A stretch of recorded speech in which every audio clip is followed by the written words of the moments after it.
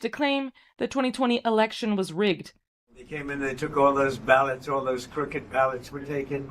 Let's see what happens. And the Democrats are fighting like hell. They don't want anyone to see those ballots. Did you see that? Let's see what happens. It's a disgrace, but what are you going to do?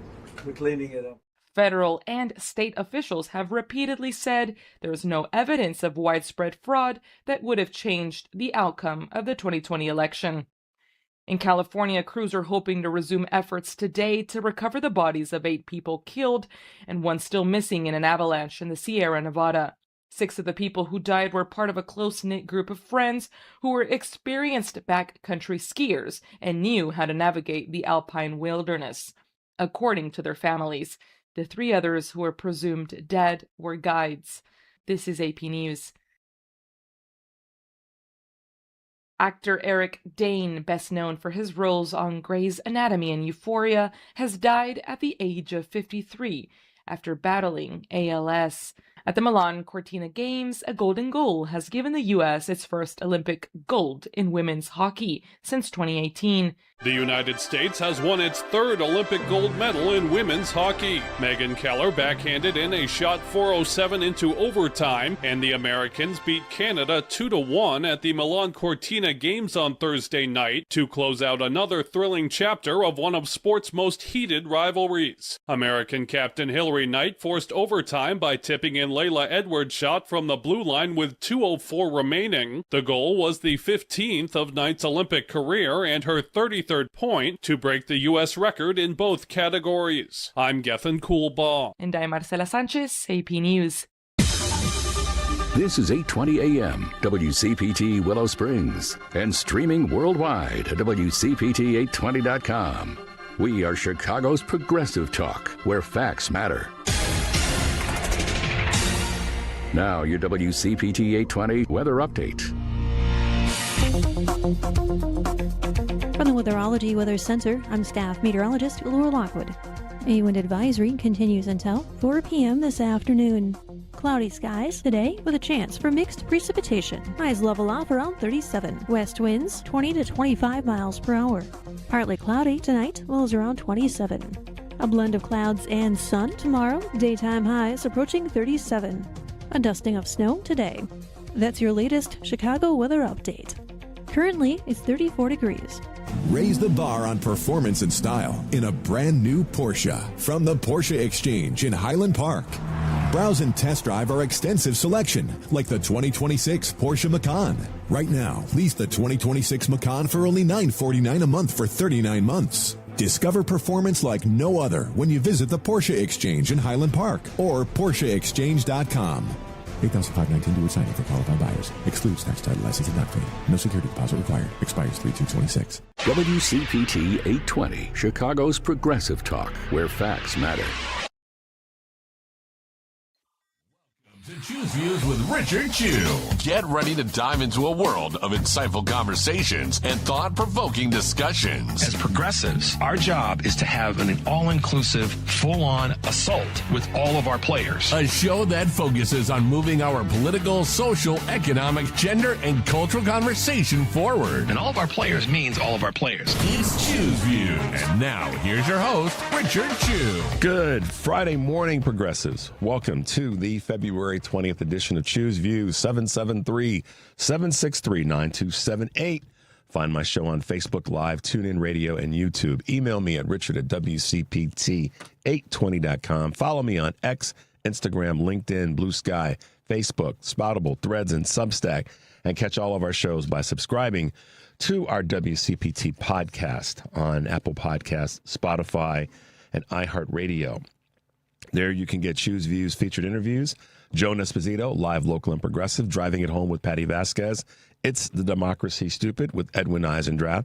Out Chicago and our other great shows and interviews. And by all means, make your way over to heartlandsignal.com. Going to be really quick and efficient this morning. Great articles there from everything from interviews that Patty's done, that Joan's done, that I've done. You want to make your way over there, and some of the other posts. Governor Pritzker trashing Trump on FEMA. Governor Evers up in Wisconsin, and just, great stuff that our team has put together. So make your way over to heartlandsignal.com and make sure that you are sharing and passing those things along. On today's show, very quickly, our good friend Karen Byrne from TruBlu Politics Podcast will be giving us a call around 6:15 so we can chat about some things that are going on. And then at 6:30, we have one of the candidates running for Illinois Senate, Kevin Ryan, who is a Chicago public school teacher, former Marines running for U.S. Senate here in Illinois. And at 7 o'clock, we have Russell, the Honorable retired Army General Russell Honoré will be with us. And at 7:30, Skye Perryman, who is the CEO of Democracy Forward, will be joining us as well. So we have a power-packed show, lots of things going on, lots to talk about. You guys can call in, and if we can't get you on immediately, we'll try to squeeze you in. We'll do our best, but make sure to call in today, and we'll keep it moving along. But right now, check this out, progressives. I just want to take common sense to high places. If we can bail out Europe and Japan, if we can bail out Continental Bank and Chrysler and Mr. Iacocca make $8,000 an hour, we can bail out the family farmer.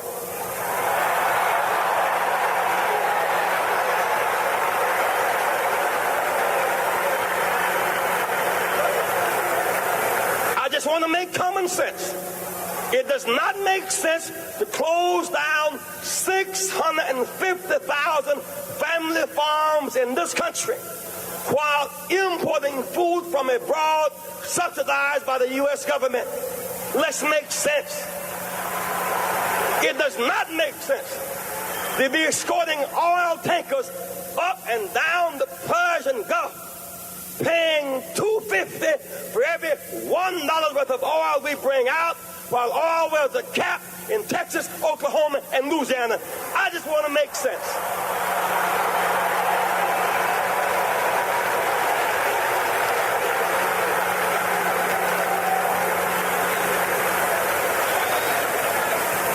Leadership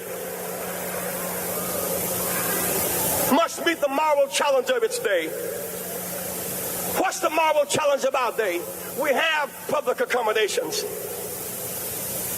We have the right to vote. We have open housing. What's the fundamental challenge of our day? It is to end economic violence. Plant closing without notice, economic violence.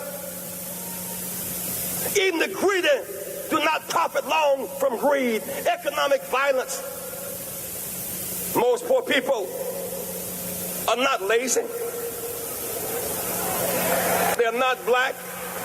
They're not brown.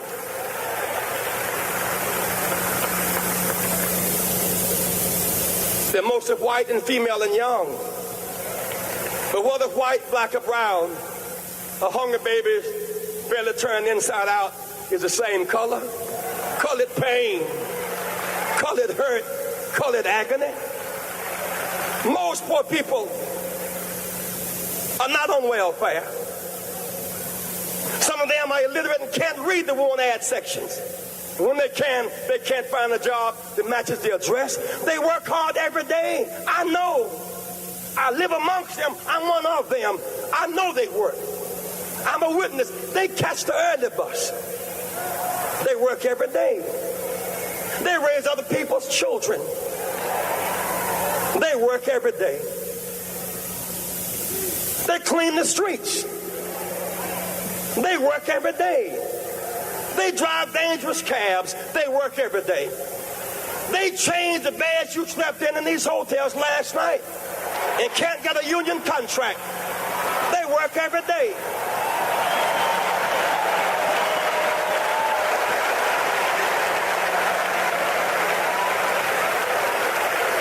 No, they are not lazy. Someone must defend them because it's right, and they cannot speak for themselves.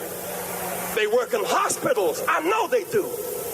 They wipe the bodies of those who are sick with fever and pain. They empty their bedpans. They clean out their commode. No job is beneath them. And yet when they get sick, They cannot lie in the bed they made up every day. America, that is not right. We are a better nation than that. We are a better nation than that.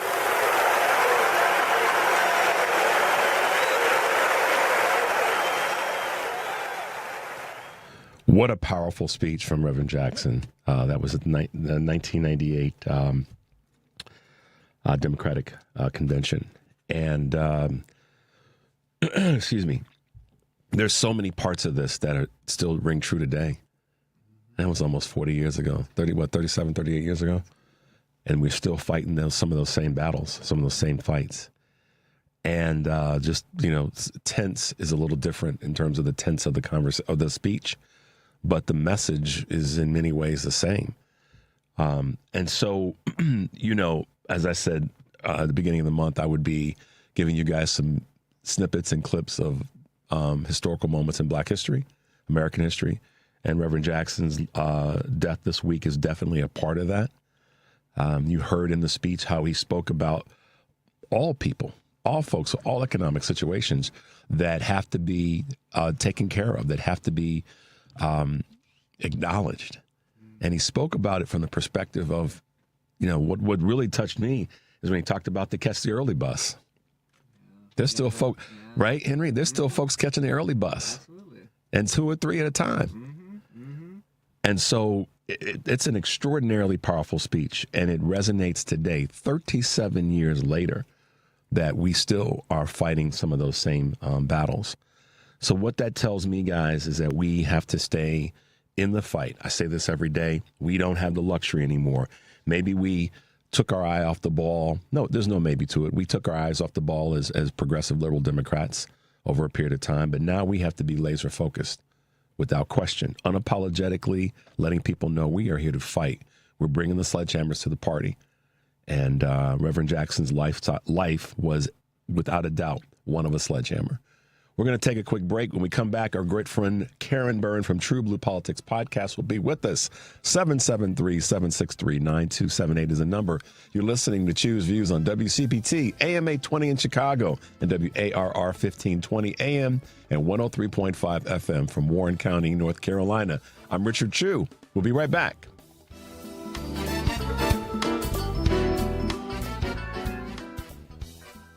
Hi, this is Patty Vasquez, and I'm thrilled to announce that Driving at Home with Patty Vasquez now has its very own podcast that you can subscribe to. Actually, 2 Driving at Home full episodes and Driving at Home featured interviews. You can subscribe to one or both. Just search for Driving at Home wherever you get your podcasts, or get the podcast links on my show page by visiting heartlandsignal.com and clicking on my picture. Patty Vasquez, weeknights 5 to 7 on WCPT 820.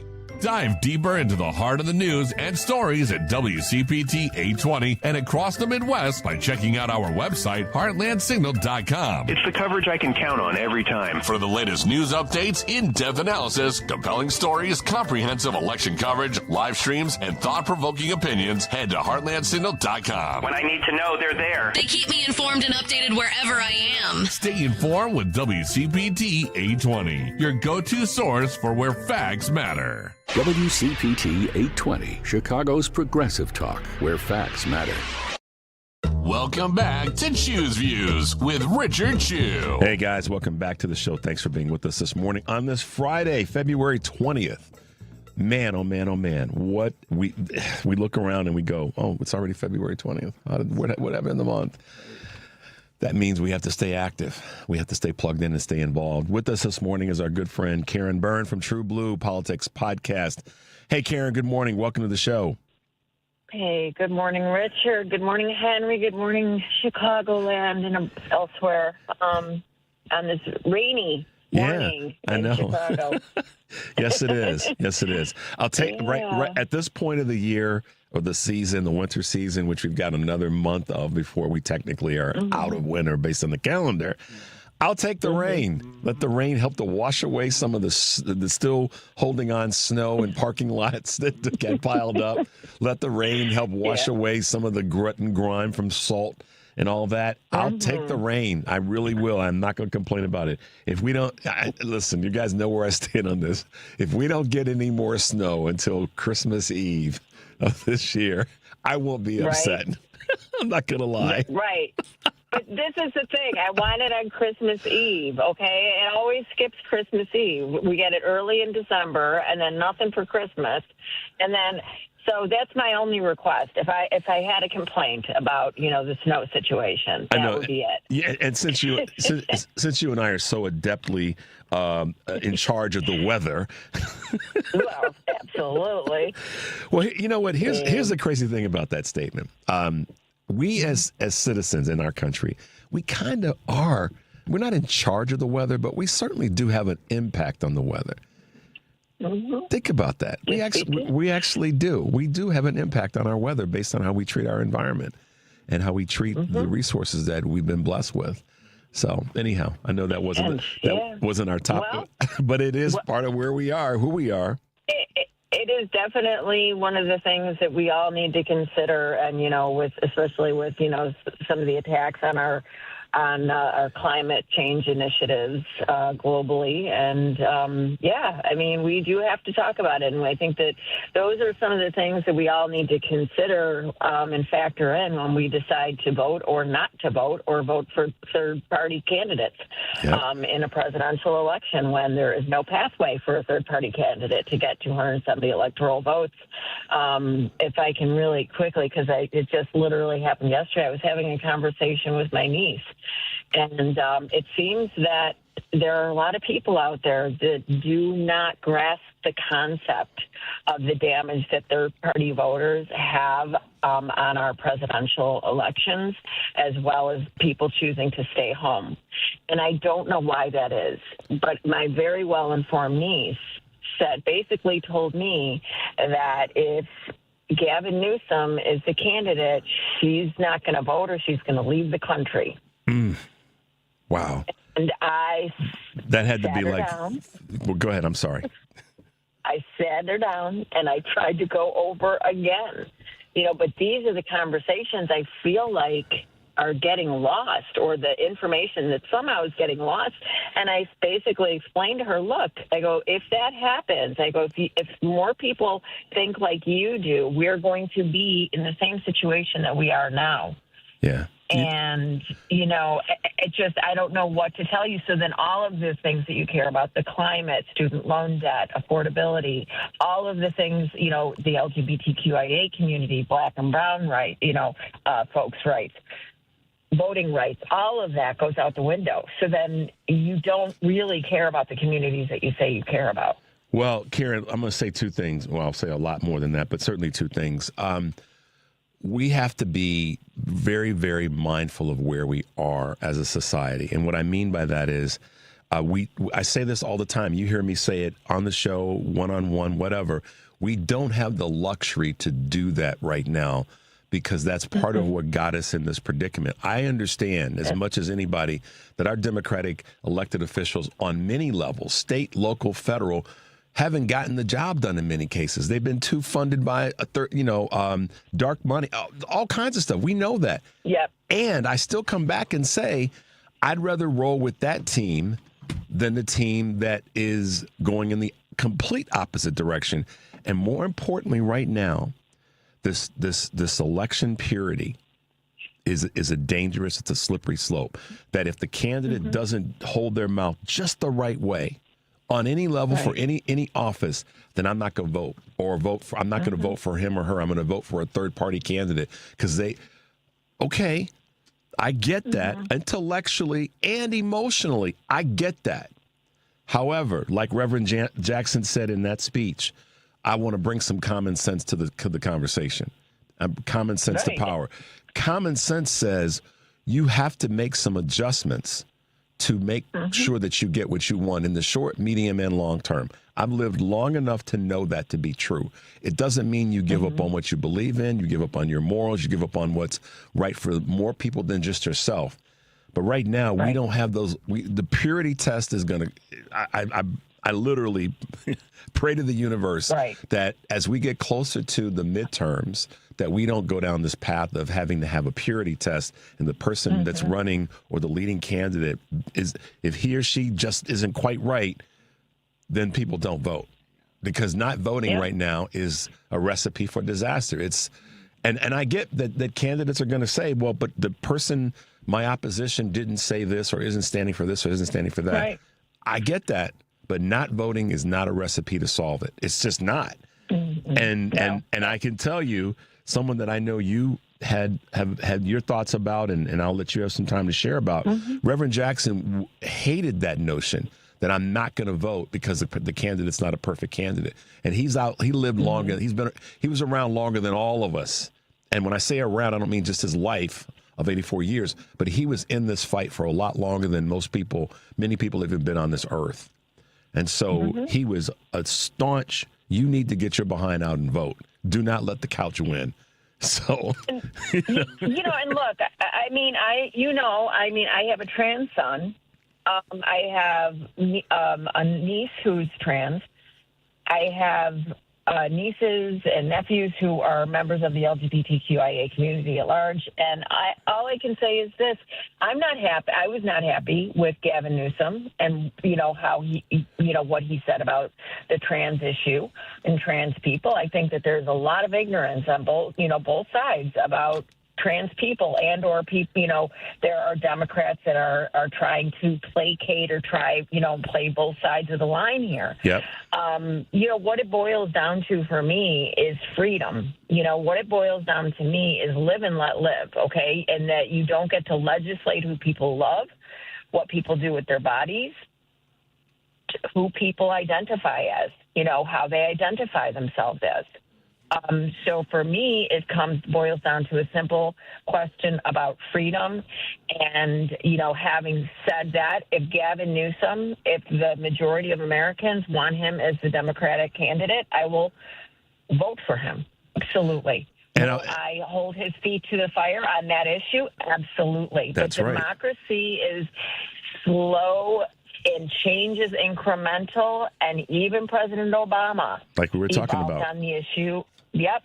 So, we cannot as you said, we cannot let the perfect be the enemy of the good. We cannot have these purity tests because every single time in the last couple of decades we have had those purity tests.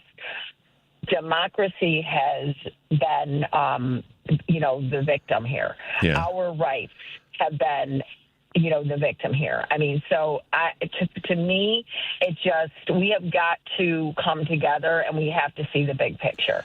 And if you care about all of these issues, you need to understand which bus to get on to get you closest to the destination. Reverend Jackson would be proud because of the fact that you said which bus to get on. And but to the point you're making about holding folks' feet to the fire. In the 6:30 hour, we're going to have Kevin Ryan with us, who's already in studio, but he's going to be talking about holding folks' feet to the fire. That's one of the things that that's been a big part of his platform in running for U.S. Senate.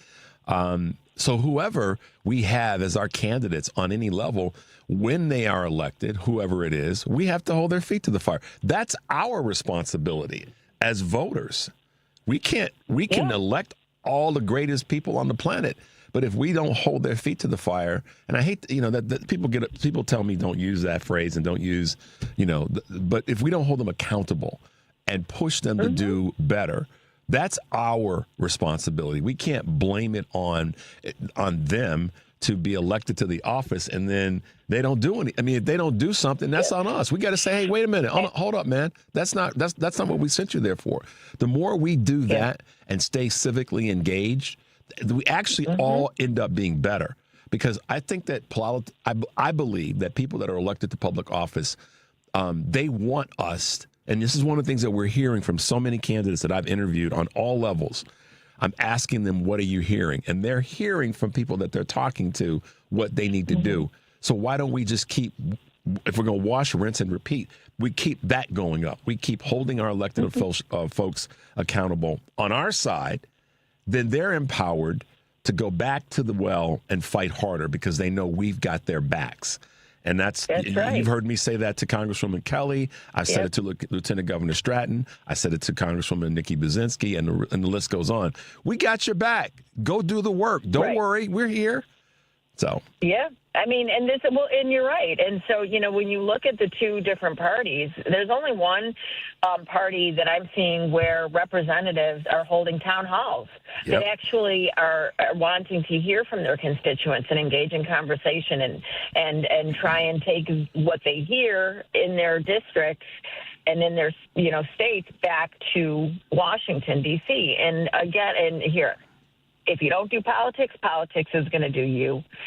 And as Tom Hartman always says, it is not a spectator sport. You have got to get engaged. We have got to pay attention. We have got to have the grassroots, on the ground, in these streets, conversations with people to make them understand. And obviously, based off of the last two presidential, or not the last two, but, in 2016, 2024, and even a little bit in 2020, there's so much misinformation coming to people. And I think that there's so much coming at us.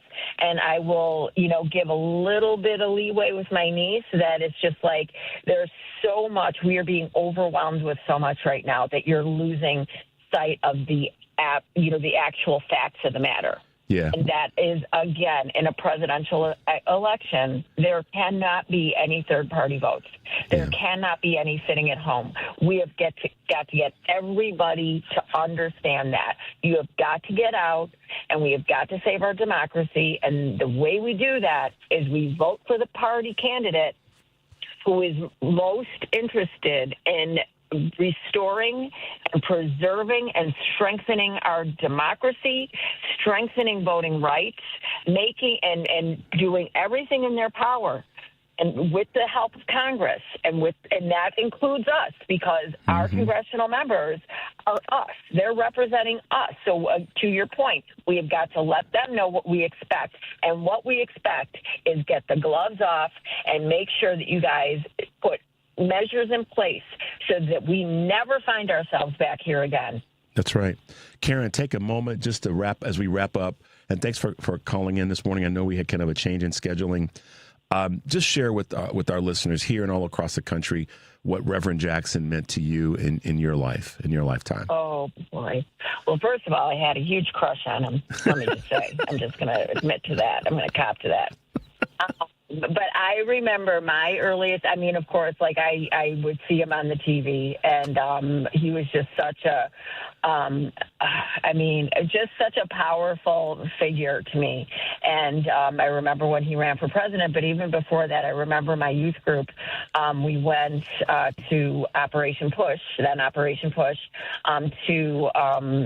for a service there, and he was not there, but his cutout figure was there. There was a big cardboard cutout of him, and I'm telling you, Richard, I just had such a huge crush on him, and I just, my parents always had him playing, and so he was for me the face and the voice of the civil rights movement. He, for me, was, one of the first introductions, and somebody who impacted and influenced the way I looked at racial situations and the disparities between white folks and black folks. So I just, he was one of my earliest and, influences in my formative years. Absolutely. Coming up. So, anyway, but and, love to Santita, love to his entire family, and such a sad week and a disappointing week in the obituaries, It is, but that's why I've been doing my best to speak about him and play clips from him and so forth, because of the impact that he had on my life and so many millions of people across the globe. So Karen Byrne from TruBlu Politics Podcast, also known as Karen from Chicago. Thanks for hanging out with us a little bit this morning. Thank you. Be safe. Can I give really quick? Let me give a real quick plug. So we recorded our latest episode 55, yesterday with the infamous Patty Vasquez of Driving It Home. So that will be dropping in the next couple of days. And we're trying to kind of get it to drop a little sooner than Monday, but typically they drop on Monday morning. So if you can, check it out wherever you get your podcasts. Sounds good. All right, Karen, thanks for hanging out. Honey, have a great weekend. You too. Talk to you Bye-bye. soon. Love you. Love you too. Bye-bye. All right. 773-763-9278 is the number. You're listening to Choose Views on WCPT, AM 820 in Chicago, and WARR 1520 AM and 103.5 FM. For Warren County, North Carolina, I'm Richard Chu. We'll be right back with Senate candidate here in the great old state of Illinois, Kevin Ryan. We'll be right back.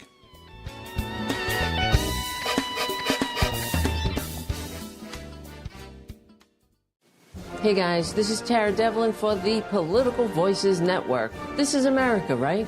We don't do kings here. No crowns, no thrones, no authoritarian cosplay. That's why we created the No Kings American Flag pin. For the low price of $20.26, that's 2026, we're keeping our eye on the prize here. This well-crafted enamel pin is the standard 1-inch American flag lapel pin, but this one features the patriotic No Kings symbol that defines our rallying cry. It's your quiet way of signaling to other patriots that you believe in democracy, and yeah, that still matters. You can grab yours now at store.politicalvoicesnetwork.com. That's store.politicalvoicesnetwork.com. The No Kings American Flag pin. Get it now at store.politicalvoicesnetwork.com. You're listening to WCPT 820. Here's the latest Chicago weather update. From the Weatherology Weather Center, I'm meteorologist Jennifer Wojcicki. A wind advisory remains in effect. Mixed precipitation possible at times. Today, otherwise cloudy skies expected. Highs level off around 37. Winds out of the west 20 to 25 miles per hour. Partly cloudy skies. Tonight, lows level off around 27. A dusting of snow today. That's your latest Chicago weather update. Right now, it's 34. This is WCPT 820, where facts matter. Richard Chu's got his eyes on the truth. And you're right where you need to be. This is Chu's Views. All right, guys, welcome back to the show. Today on Live, local and progressive Joan Esposito will be taking your calls for the first half of the show, then talking to Chris Fitzsimmons, host of the Stories from States podcast. Julie Jeske, founder of Decoding Fox News, a crowdfunded media project, and Chicago Alder Matt Shea of the 19th Ward. That's Live, local, and progressive here on WCPT AM 820 in Chicago, heartlandsignal.com, and tune in. And then tonight, driving it home, Patty Vasquez will be joined by co-host Ken Mejia Beal, and their guests will be Pat Quinn, former governor of Illinois, Maria Peterson, candidate for Illinois' House 52nd District, Judge Peggy O'Connell, who's a candidate for appellate court in the 3rd District of Illinois, and comedians Tim Wacklow and Soli Santos. So that's going to be a Power Pack show for Patty today. Oh, that was a little bit of alliteration. I got through it and I didn't mess up. And then, of course, 5 to 7 is Patty's showtime here on WCPT, Heartland Signal, tune in, YouTube, and Facebook. Saturday, it's the Democracy Stupid with Edwin Eisendrath. Be talking to Nicholas Grossman, professor of international relations at the University of Illinois, editor of Arc Digital, and the author of Drones and Terrorism. Jill Lawrence, opinion writer for The Bulwark, and Dr. John Holdren, professor of environmental policy at Harvard University's Kennedy School of Government. Next week on Choose Views, Pennsylvania State Rep Jason Dawkins, Evanston Mayor and candidate for Congress Daniel Biss, Nathan Taylor, UIC historian Kevin Schultz, politics bar Jody Hamilton, and Sean Pierce, and many more will be hanging out with us. So tune in. But right now, you know, we have this wonderful thing called a great bench of candidates, a great bench of elected officials.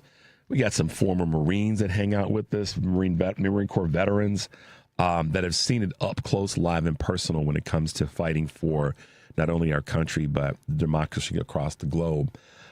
Kevin Ryan is running for Senate, the U.S. Senate seat that Dick Durbin is not going to return for. And we want to thank Kevin for coming in this morning and being part of the show. Yeah, good morning. Thanks for having me. You are welcome. Got a big smile on his face, y'all, in case you can't see it, which means that he's excited about this campaign. Kevin, talk to us a little bit about your background. Talk with us a little bit about why you decided to get in this race and what your optimism points are right now. Sure. So I spent my life in public service. I started, in fact, doing baseball fields for the Park District, chalking baseball fields. Right? Yes. Oh, man, that stuff gets on you, and it's like you got to take a shower in your clothes to get it off of you. I still know every dimension of a baseball field to this day. There you go. So, but then I became a public school teacher, and I joined the Marine Corps precisely because I believe in our democracy, and I taught social studies. I'm a licensed teacher, 6 to 12 social studies. My last full-time class, because I'm substitute teaching while I'm campaigning.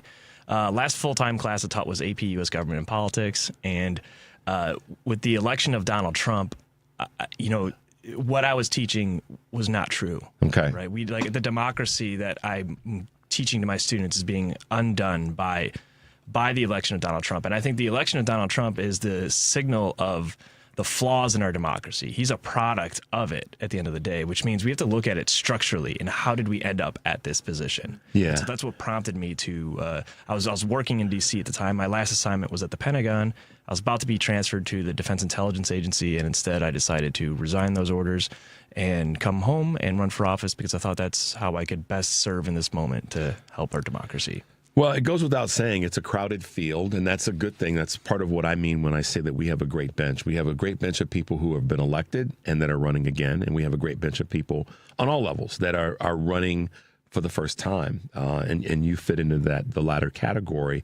One of the things that I read recently that I found interesting, and I wanted to ask you about this, and then we'll get into some other specifics, is that that people say, I wish I knew more about Kevin Ryan's Senate campaign.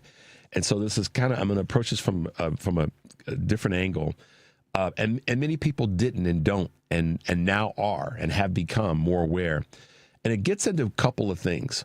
Money in politics. Yes.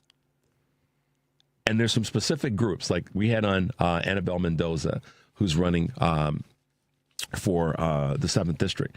And she talked about, the amount of money that is suddenly hit the streets. Yep. Coming from a very specific group. We all know who they are. I'll say them. AIPAC is just loading up on candidates.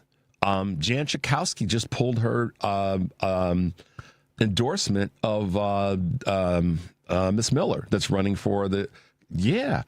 I got the fee. Wow. See? He didn't even know it. He's running. That. Yeah. But the point of it all is that the money piece... But then another thing that I want you to talk about, because we know where your policies are, we know where you're running, but we're going to get to that, is ranked choice voting. Yes. So bring us home in these two areas that you got some strong thoughts about. Yeah, so that's what I mean when Donald Trump is not the product of our national will. Donald Trump is a product of a broken system that elevates money above all else. Now, money doesn't guarantee success. I mean, the Harris camp outspent Trump by $500 million. But it does guarantee dysfunction and corruption at some levels. And it's inhibitive. It prevents people, working class people, young people, from running for office.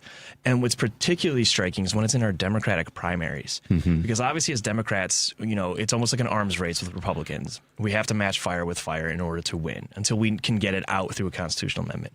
But short of that, Democrats can walk the walk on the issue. There's no reason that this race we need to spend $30 million in a Democratic primary when we could use that money and send it downstate to flip Illinois 15, right? You want to talk about fighting the Trump agenda? Let's win back the House of Representatives. And Mary Miller down in Illinois 15 is a horrible congresswoman. Even Republicans don't like her. Yeah. So that's one way we need to structure reform. Yeah, that's a good point. The second way, ranked choice voting, a great example of why we need ranked choice voting. In New York City, we saw it, even though that Mamdani won outright with the simple majority. But last night, WGN hosted a debate, and they, on their criteria, I have pulled up here, they said if they reserve the right, this is Nexstar, the parent company, to modify or change criteria based on the best interests of the electorate.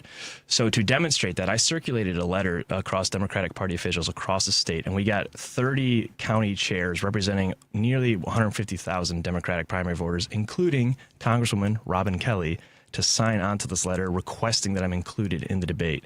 Of course, they ignored it. They didn't allow me into the debate, so I did a live stream outside of it. But then Robin Kelly came onto my bus afterwards, and said hi and said that she wished that I was on the stage. And I think her and I are a great example of if we had ranked choice voting, I'd be telling you, obviously vote for me. I'm going to advocate for my candidacy. But then if you're not going to vote, or if you're going to vote for me, put Robin Kelly number 2. Yeah. And I'm pretty sure Robin Kelly would say the same thing. Vote for me and put Kevin Ryan number 2. And that it's better reflective of preferences as opposed to what we come into now, where it's like, well, if you don't vote for Juliana Stratton, then you're going to get Raja, which is what it's what we're all hearing, that Kevin and Robin are these spoiler votes, which I don't believe. But if we had ranked choice voting, we would defeat that. That is the conversation that a lot of folks don't want to have, because it forces us to get away from something that we've become comfortable with, which is the norm, or the history, or the regular, whatever the wording is going to be. And I have become more, and I'll tell you my own story in that space. I've been on the fence about it for a long time. But when I stop and ask myself, what are my conversations like with people when they say, well, Richard, who are you supporting? Inevitably, Kevin, what happens is I do exactly what ranked choice voting would execute. And that's, I kind of go, well, it's almost like, the conversation around who's the GOAT in basketball. Yeah, of course. I have a different observation about it because I lived long enough to see other players. And if we're using certain criteria, it's a different conversation. Totally. So I found myself politically, when it comes to ranked choice voting, saying, maybe this is something that we really do need to figure out how the Democratic Party can lean into this more and affect it in a way that's going to produce the people that we really want based on their policy. Mm-hmm. So that's my way of subtly pivoting to talk about or ask you this question. And I've asked this question of every candidate on every level that I've interviewed in the last 2 years. You're going to be, if you were the one to be elected to this seat, you're going to be a freshman senator. And you're going to walk in the door and you've not been elected to a local office or a state office or a national office. But now that you're there during this crisis and crazy time, dealing with this lunatic in the White House and his entire administration, cabinet, and the GOP, you're the new dude on the block. I mean, how many sledgehammers are you going to bring to knock over some tables? Because you're going to have to walk. You're going to have to come through the door running. They used to say, run, Jesse, run. You got to run faster than Reverend Jackson had to run. Yeah. Talk about that. So, there's two things that I like to tell people. One is first to remind people that the United States Senate is a very different legislative body than the House of Representatives or even any kind of state legislature. True. So, sure, you can have experience in the House of Representatives, but that's offense and it's caucus rule. The Senate is defense and it's independent rule, and the minority can rule in the Senate. And Mitch McConnell was a great example of that. I wish Chuck Schumer could be an example of that, but it's not. So first of all, the experience is very different. And in fact, I would love to ask a question to any of the Senate candidates. I wish they asked the question last night. How many rules govern the United States Senate? I want to see how many of them could answer that off the bat, which is 44. Right. But if they didn't know that kind of shows you that how much do the legislators themselves actually know about parliamentary procedure and what their power actually is in the minority. Right. Now I hope everybody understands what he was asking there, but keep going. We can circle back if you feel you need to. And then so going into the, coming with sledgehammers, right? This is what I tell people in Illinois. If one of the three wins, one of the three people who've grown up in the status quo, who are reinforcing the status quo through their campaigning and how they're funding their campaigns, will anything meaningfully change? What if I win? The guy driving the school bus across the state to all 102 counties who eschews the money chase and instead just passes a hat around at local town hall meetings, and that's how he funds his campaign. The guy that outspent 300 to 1. Imagine the momentum that we bring into the United States Senate to finally pass an amendment to overrule Citizens United and Buckley versus Vallejo and take money out of politics and allow Congress to legislate it. That's the momentum that we need, because this is one of the most bipartisan issues. 78% of Americans want to overrule Citizens United, including 71% of Republicans. And I've met them downstate in my bus. You mean Republican voters? Republican voters, yes. Right, because certainly no Republicans in office. Right? Okay. Yeah.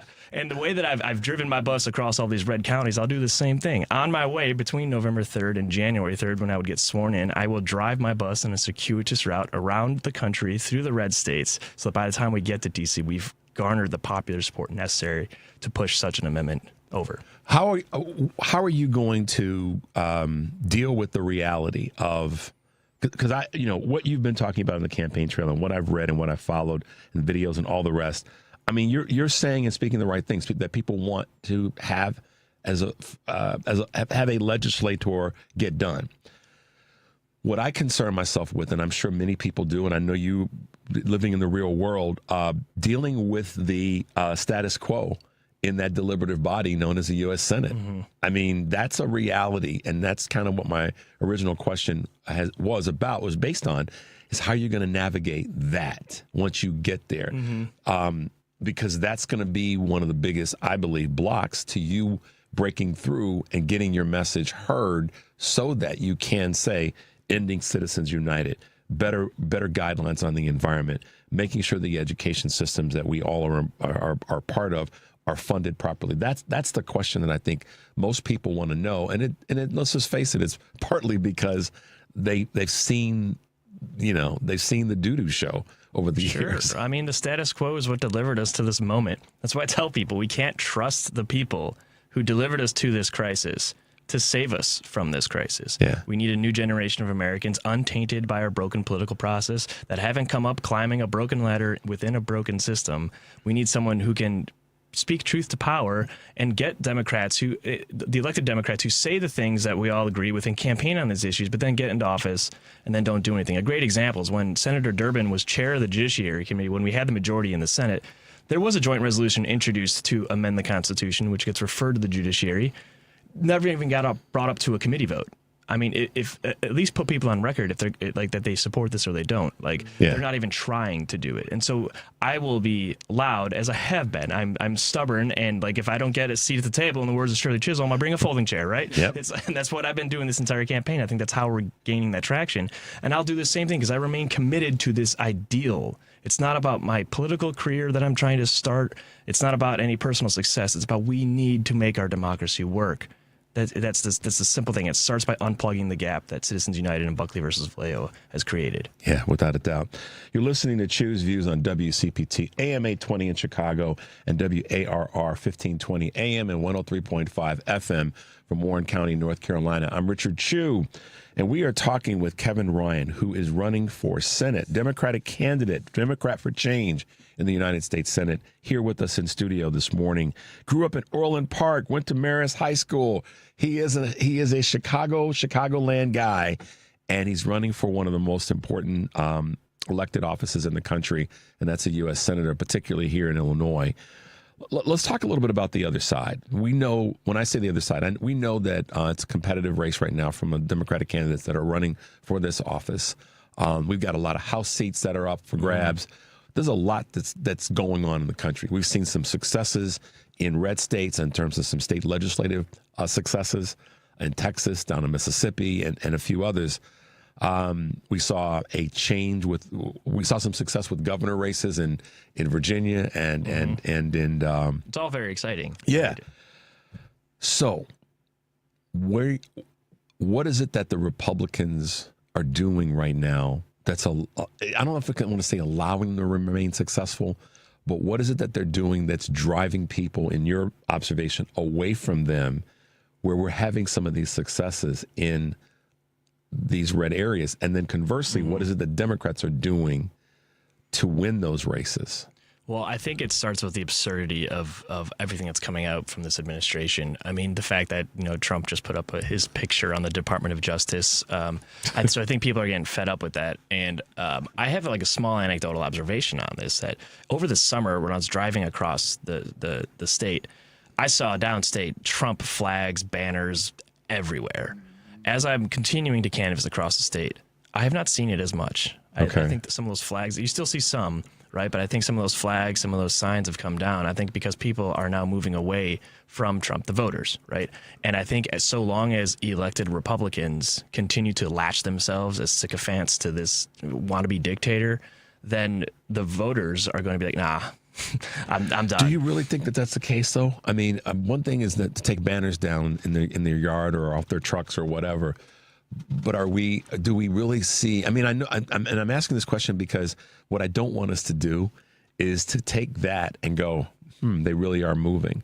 And we've seen evidence by some of the races, but do you know what I mean? That's only one part of the equation, right? Because we need Democrats to also step up. And what I like to say is, Trump brought the pendulum all the way over here, right? And it's going to fall. Yeah. Right. And it's actually, I think it's starting to fall. And so as it's starting to fall, what we need to do in our Democratic primaries is elect candidates who are going to seize that pendulum and then drive it all the way forward to enact the reforms, the once in a century reforms that we need. It's how we always, every time we've amended the Constitution, it's been in these buckets of reform, right? Yeah. The post-Civil War period when we got the 13th, 14th, 15th Amendments, and then the Progressive era when we got the women's right to vote, the direct election of senators, et cetera. It comes in these batches. And so I think it's coming now, and we need to seize this moment to enact campaign finance reform.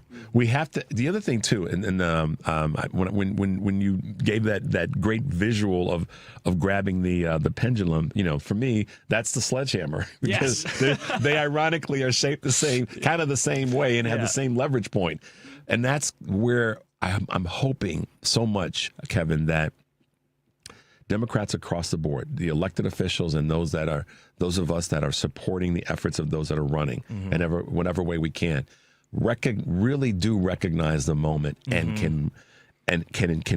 One of the visuals I had when you were talking about the pendulum swinging is be ready to receive the blessing.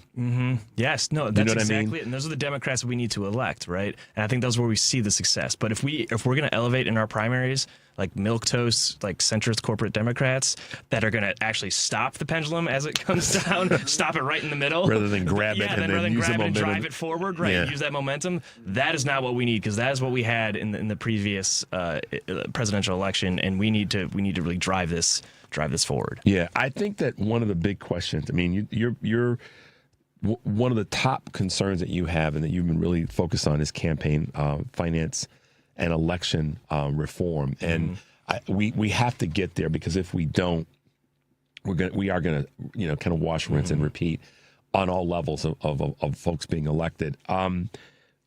The other big issue right now is, and we can't get away from this, and that is where we are when it comes to immigration and how ICE may be a part of our fall elections in terms of them, because you've heard Trump and his sycophants sort of tease the idea that they're going to be there at election polling and polling places. But it's sort of a dual part question. Where are you with regard to ICE in terms of being abolished or defunded or whatever the wording is in your own words? And then what are your concerns about that as we get closer to the midterm elections? Yeah, so I believe that ICE and DHS largely has lost all credibility. So I don't think that we can trust ICE moving forward. Like they've destroyed their trust with the American public. So ICE does have to be abolished, defunded, and whatever, replaced with something similar to the INS that we had before DHS, because we do need immigration enforcement, right? But it doesn't need to be this rogue law enforcement agency that's terrorizing our streets. We also need to restrict Border Patrol to operate within 5 miles of the U.S. border instead of within our cities terrorizing our people. And when it comes to the deploying federal agents like around polling places in our elections, what gives me hope, obviously I'm not an elected official, so I can't say I'm going to do this or that, but what gives me hope, I can tell you what gives me hope. What gives me hope is the people stepping up across this country. I mean, I was down in Carlinville, Illinois, every Saturday, a group of people gets out there and does a No Kings protest. Right. Every Saturday, they make noise and they step up every weekend, and we need to show up with them. And I tell that to town halls everywhere I go, that you're the ones. You are the heroes in this moment. You are doing more, in my opinion, than our elected officials are in this moment. And the only reason we have the public outrage that we do against ICE is because ordinary citizens, armed with whistles and cell phones alone, came out and documented the murders of Alex Preddy and Renee Good. There were other murders, right? But those were not documented. Right. So we don't have the public outrage. So these are the heroes in the moment. And you need to, if you're one of those people, if you're listening, keep doing it. And I have no doubt that if they send federal agents to our polling places, there will be 10 times as many volunteers lining the way, protecting people's right to vote.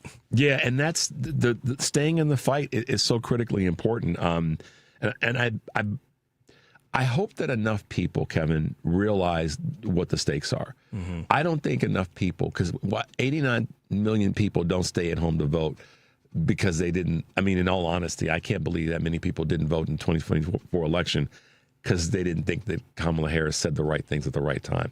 I think they just weren't. They didn't realize the severity and the seriousness of the moment. But can you blame them? Because I think that's often something that people say. Like, Democrats have ran on that issue for the last 10 years. Like, we're going to lose democracy. And then, Trump had his first term. And well, we didn't lose democracy. I mean, January 6th was pretty abhorrent. But if you keep running on the issue that our democracy is going to, this is the most important election. Well, you're crying wolf. And then 2024 was like, no, literally, this is the most important election. Like, yeah. But you've cried wolf for so long that I could see people becoming apathetic. So how do we get past that? Because, and that's kind of my concern now. And we talk about what Karen, I know we got to wrap up, but what Karen's was saying about her niece, that's a reality that I don't want to face again. Well, we do need to give people something to vote for, right? Democrats have been consistently relying on giving them something to vote against, which is Trump. Even in this primary, everyone talks about Trump, Trump, Trump. All the ads are about Trump, Trump, Trump. I'm like, we are competing against each other in a Democratic primary. Let's talk about ourselves, and let's talk about what we're going to do to redefine our party. Let's stop giving people something to vote against. So they're all campaigning on Trump. I rarely bring up Trump. I'm trying to say we need campaign finance reform. We need electoral reform. We need to change the inputs of our democracy to change the outputs. I want to give something to people to vote for. And I think we've seen that in all those elections across the country that we've since 2024 to now, where we see people electing people who give them something to vote for, not just the status quo, not just voting against Trump. I think the smart move is to incorporate a little bit of both. To acknowledge that these are problems and they've come from a particular group of people in terms of elections and the party that's been at the tip of the spear of the problems. But a minimal amount of conversation around that and more conversation around what to vote for. And here's why you vote for me. And I've said this, over a period of time. Here's what they've done that's caused problems. Here's how it's impacted you. Here's what we're going to do to fix it now, mid-range and down the road, and why we do it better. Use historical perspectives to show. See, when we've been, this is what we've gotten done. Make it clear that people can see, this is a reality. This is who caused it. This is the diagnosis. Now, here's our fix. Exactly. And just keep layering on that. And also make it personal. Look, this is why we're going to make sure that your car isn't raggedy, because the roads are going to get fixed. And I mean, things like that. And that's an oversimplification. The government should work for us, right? But as I was listening to your show before I came here, right, it doesn't work for us, right? It works for wealthy interests because that's what it's designed to do at the moment. Yeah, without a doubt. Kevin Ryan, it's been great having you with us this morning. I know there's a lot going on. There's another candidate forum that's taking place, I believe. I think it's tomorrow down at Rainbow Push. We'll be at that. You'll be at that forum. Okay, that's what I was going to ask you. Cool. Thanks for hanging out with us. How can folks get involved at this point in the race and do what they can to support you if they choose to? Yeah, so first you can go to kevinryan.com and you can sign up to door knock or phone bank with us. So that's what we're doing across the state. We volunteers handing out our literature, knocking on doors. And there's also events that if you sign up for our email, you'll get our events. But most importantly, now that voting has begun, I encourage you that if you think the status quo is fine, if you think everything is good, then there are 3 wonderful candidates who helped define that status quo that delivered us to this moment that you can vote for. But if you think, as I do, that the status quo has utterly failed us, then it is time, in the words of Abraham Lincoln, to think and act anew. And that is what I am doing. So if you want to think and act anew, we need to act boldly, and that begins by voting boldly. So look for Kevin Ryan at the top of the ballot, the first name you'll see, punch number 1, vote boldly, and let's take that pendulum and let's swing it forward. Fantastic. Kevin Ryan, thanks for hanging out with us. Guys, we're going to take a quick break. When we come back, we will be with the Honorable General Russel Honoré. 773-763-9278 is the number. You're listening to Choose Use on WCPT AM 820 in Chicago and WARR 1520 AM and 103.5 FM. From Warren County, North Carolina, I'm Richard Chu. We'll be right back.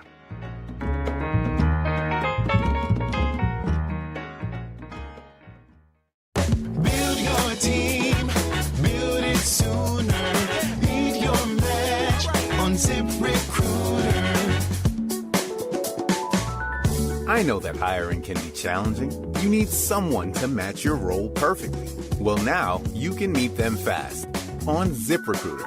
Need to hire right away. Start your search for strong candidates. The right fit awaits.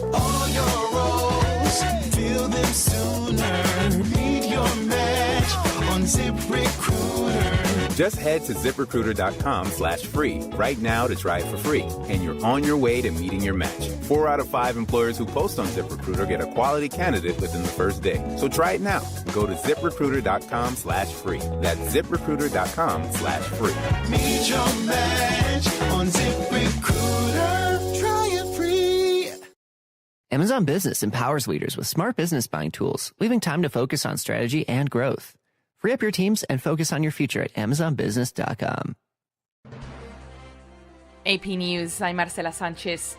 The Pentagon is sending the largest force of U.S. warships and aircraft to the Middle East in decades, including 2 aircraft carrier strike groups.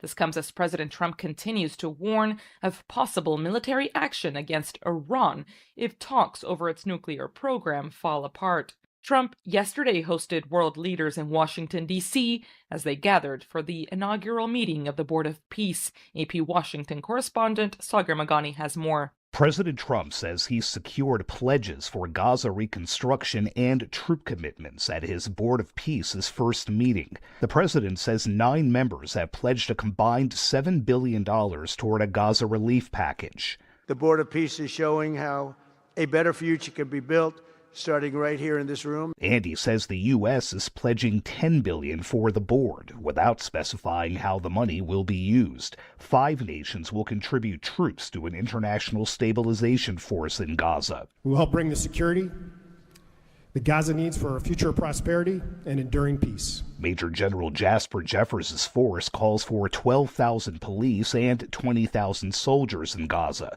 The president created the board as part of a plan to end the Gaza conflict, but the ceasefire deal there remains fragile, and some allies are skeptical of the board. Sagar Magani, Washington.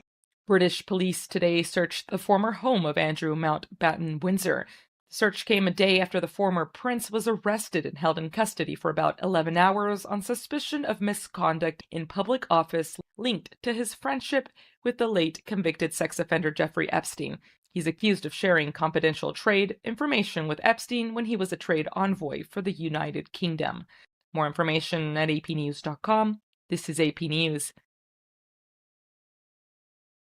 The AP's Lisa Dwyer reports on ongoing recovery efforts following a deadly avalanche in California. As avalanche warnings expire and weather conditions improve, crews are resuming efforts to recover the bodies of 8 people killed, with 1 person still missing after an avalanche in California's Sierra Nevada. Family members say 6 of the women who died were part of a close-knit group of friends and experienced backcountry skiers, and also say the group was carrying avalanche safety equipment and had prepared for backcountry travel. What the guides and their tour company knew about the avalanche warnings and why they pressed on is now part of the ongoing investigation. The city of Osaka in Japan has received a hefty gift of gold bars worth $3.6 million from an anonymous donor, asking for its specific use to fix the city's aging water pipes. This is 820 AM, WCPT Willow Springs, and streaming worldwide at WCPT820.com. We are Chicago's progressive talk, where facts matter. Now, your WCPT 820 weather update. From the Weatherology Weather Center, I'm meteorologist Jennifer Wojcicki. A wind advisory continues until 4 p.m. this afternoon. Chance for mixed precipitation changing to all snow today, otherwise cloudy. Daytime highs approaching 37. Winds out of the west 20 to 25 miles per hour. Partly cloudy tonight, lows level off around 27. A dusting of snow today. That's your latest Chicago weather update. Currently 34. Save big money on your next project at Menards. For over 65 years, Menards has been the destination for post-frame buildings. They go up fast and are a durable, low-maintenance solution for extra storage, more workspace, or to protect your equipment. Design the building of your dreams using our design program and get a free estimate fast in-store or on Menards.com. Plus, check out our weekly flyer for all the great deals happening now. Save big money at Menards. You're listening to WCPT 820, because facts matter. He's not here to yell. He's here to inform and maybe stir the pot. This is Choose Views with Richard Chew. All right, guys, welcome back to the show. Thanks to Kevin Ryan, who's running for U.S. Senate here in Illinois, for being with us this morning. One of the candidates in this very strong field that we have right now. As I've said so many times, we have an extremely strong bench of people, all seeking leadership. And I've been saying this for a long time. And when we had this gentleman on our show a few weeks ago, I said that then. When I think of him, I think of leadership. He laughs at me in a good way when I talk about him that way, but it's out of respect for what he has done in his career, but certainly what many would say is a seminal moment during the tragedy of Katrina 20 and a half years ago now. I'm talking about none other than General Russel Honoré, who is with us again this morning. Good morning, sir, and welcome back to Choose Views. Good to be with you. Hello, Chicago.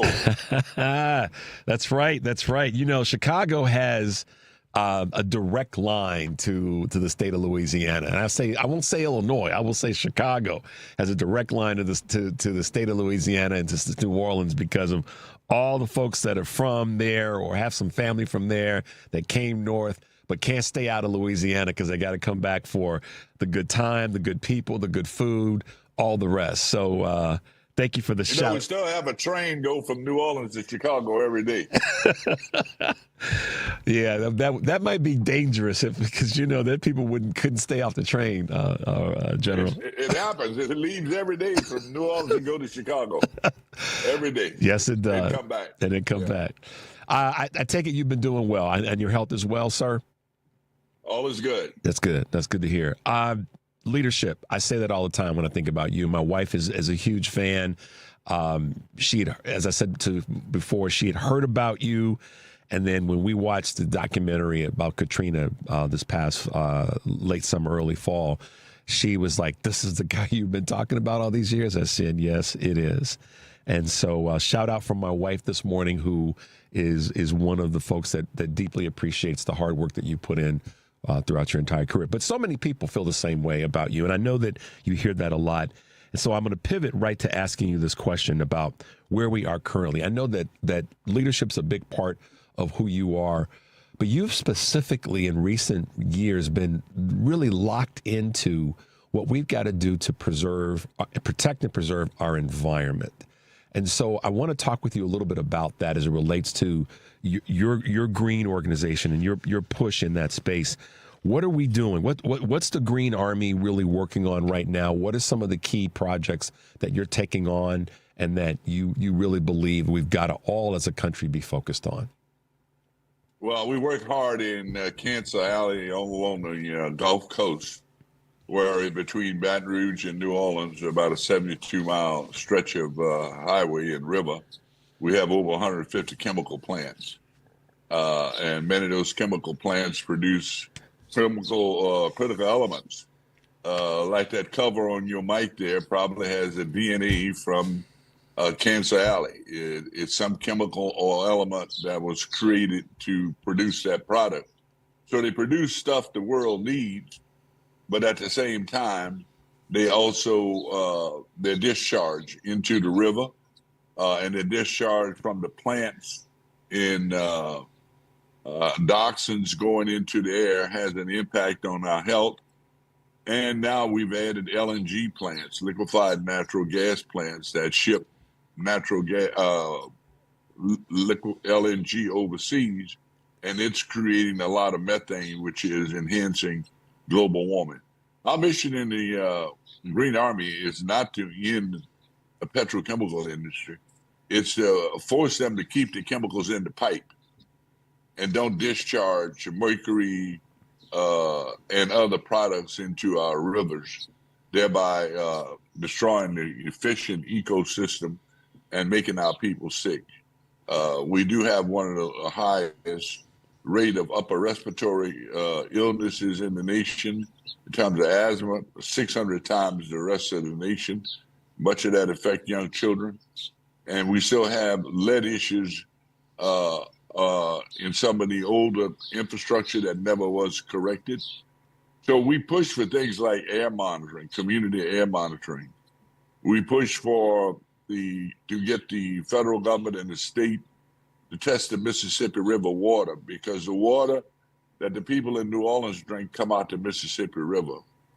31 states dump has runoff into the Mississippi River. It comes all the way down from the heartland into Louisiana, and New Orleans has to drink that water. So we're worried about the forever chemicals, and now we're worried about the deregulation that had been put in place over the last 70 years to control the issues associated with the environment, with the new rules coming out of the EPA and policy that basically out of the White House that says, industry, go ahead and do what you want. We're not going to penalize you for polluting.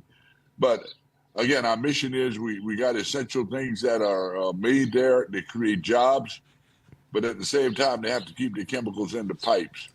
And we fight hard to do air monitoring and water monitoring. And in Louisiana, we have a problem with drinking water, as we do across the nation. This is a big wake-up call. Of the 1,200 water systems in Louisiana, 400 of them are at risk. Wow. When you look at the Midwest, most of our aquifers have less than 50% water. And right now, there are 5 states suing each other over the use of the water in the Colorado River. We got a water crisis globally. While most of the earth is covered by water, only 1% of it is drinkable. So what we are telling the industry there is create ways we can clean water. When you look at what we've done to the Great Lakes up there where you are, it's shameful. While we have done some work with the EPA over the years to clean the Great Lakes up, it's still a problem. And that water is not drinkable. So we have to find new technologies to be able to deal with water issues. I apologize for the long answer, but that's what we're working on. No. Listen, by design, we wanted it to be a long and informative answer. Long answers are not bad, because if you're paying attention, you're going to learn something. So I appreciate you giving us something additional to look at.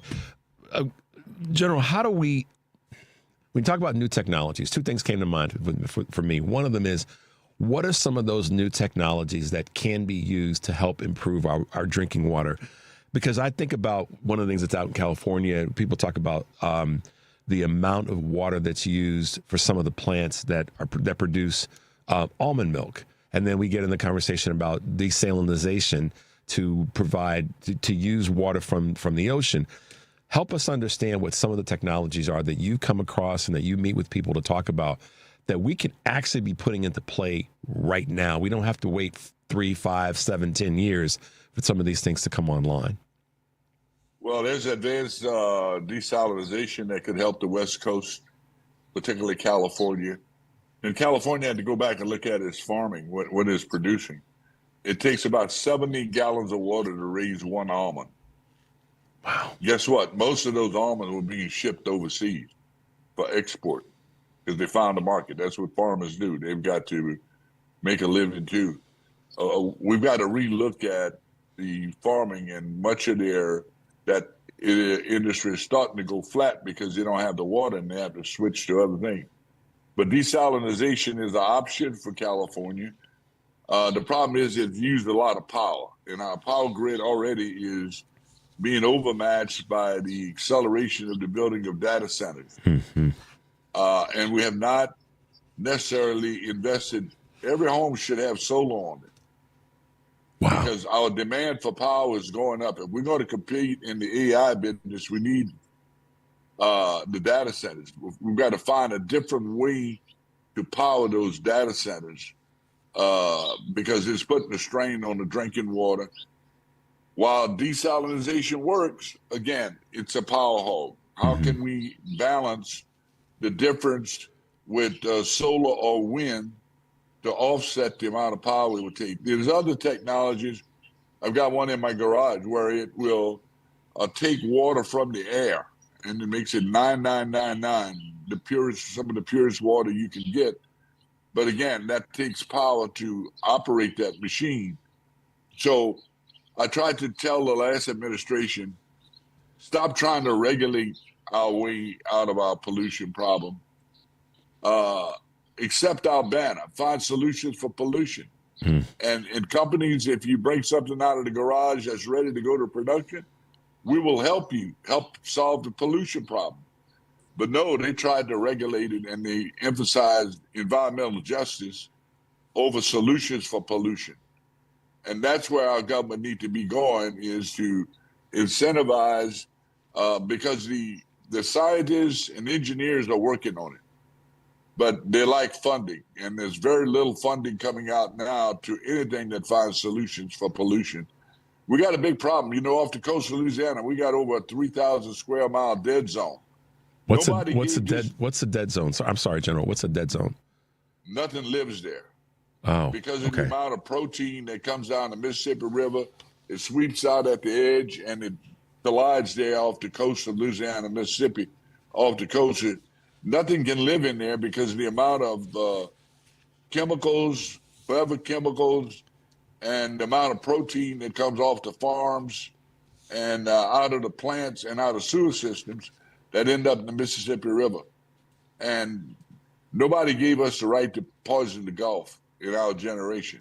Yeah. Up to a third of our seafood used to come out of the Gulf. No more. Because of competition from overseas and because the result of the BP oil spill, I mean, it goes on and on. We're destroying our coastal ecosystem with pollution.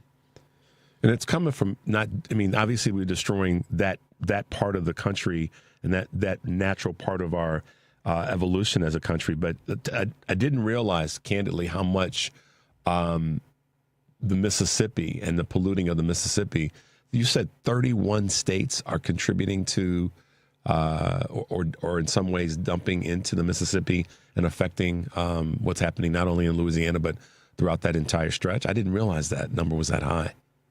Yeah, it's by nature. It's the way the drainage works. Okay. From the center of the country and the big muddy Mississippi, that is what's happening. Got it.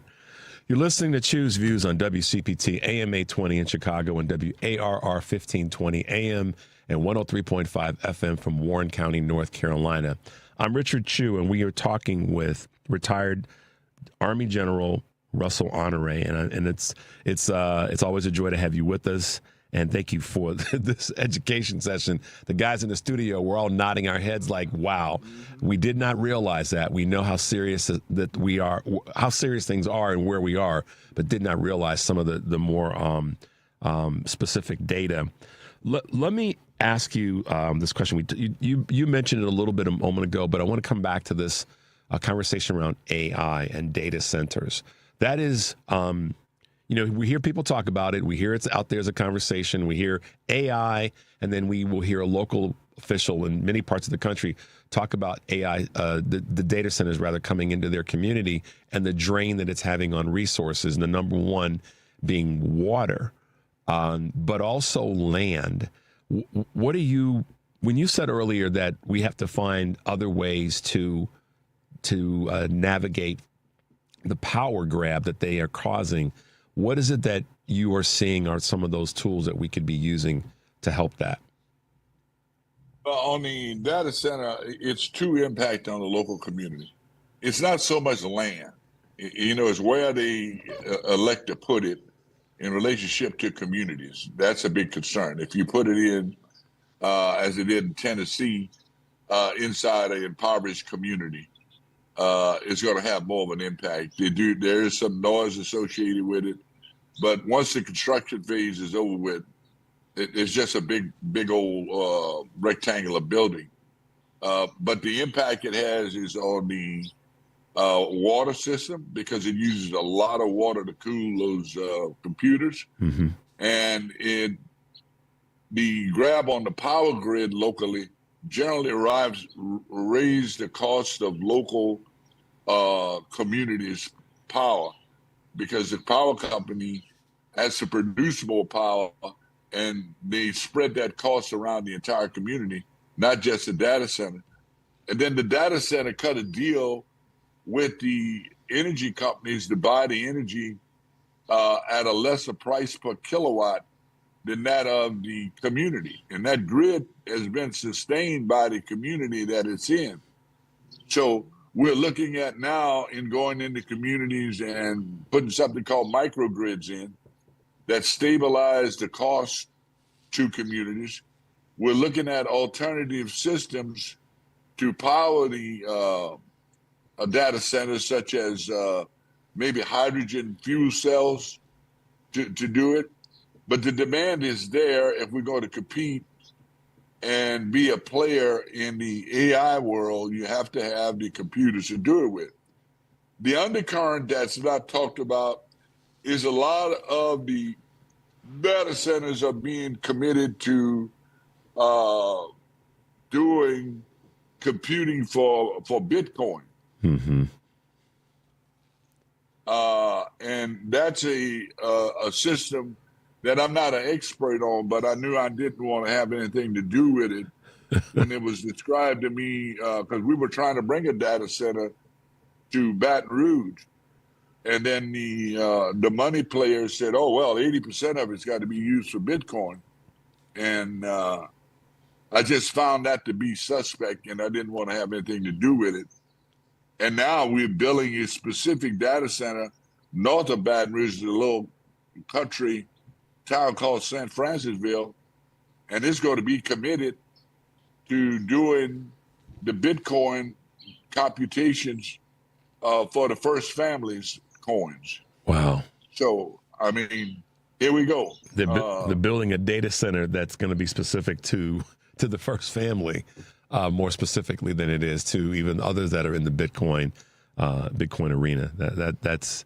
That's crazy. And then this small town is going to have its resources gobbled up and used really in one very linear fashion, even in the space of Bitcoin, which a lot of people are suspect about in the first place. That's right. They're creating construction jobs, and they're putting a new power plant up there that's going to use natural gas. And that natural gas, when they put a power plant in, generally drives up the cost of home heating and cooling. So the customers pay more. And the community's not going to be the immediate benefactor, if at all. They're going to pay more and not get the benefit of the value, whatever this data center is going to do. Some other areas of concern right now, and talked about how AI is affecting or linked to data centers, but in general, we know that there's that concern and how it's also affecting the environment. Let me ask you this question, and it's a little bit of a pivot, but it's in another area of specialty for you in terms of your life experience. Since we talked last, we saw 2 American citizens essentially murdered on the streets of Minneapolis because of the actions of ICE.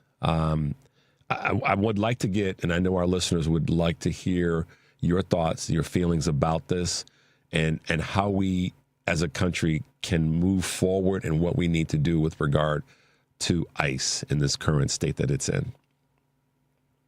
Well, I think you described it right. They were murdered. In the first case, a soccer mom on the street with a partner, trying to inform the community ICE is coming, exercising their First Amendment right. And it's clear to me, and I don't know how people see it other ways, but that's the right of others to see it as they want to.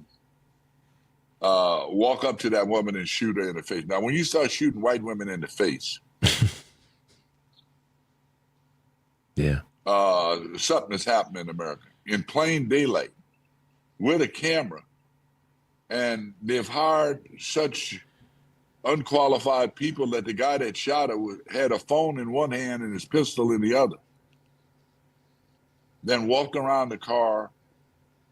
From all reviews I've seen and analysis done on TV by folks that are better than me with better technology, she was not a threat to him, and he shot her and shot her in the face.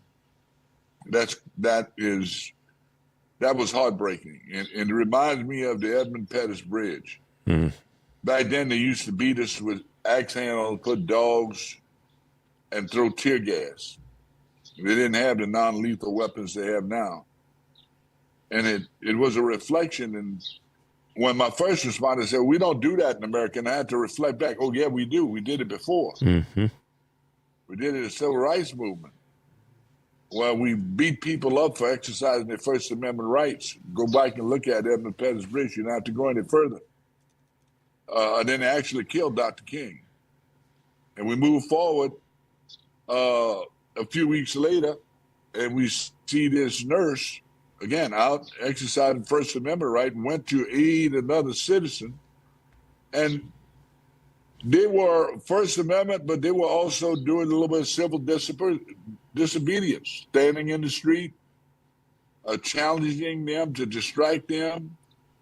And they took this young man, threw him on the ground, took a gun from him, and it's clearly seen that they put 10 rounds in his back, laying on the ground.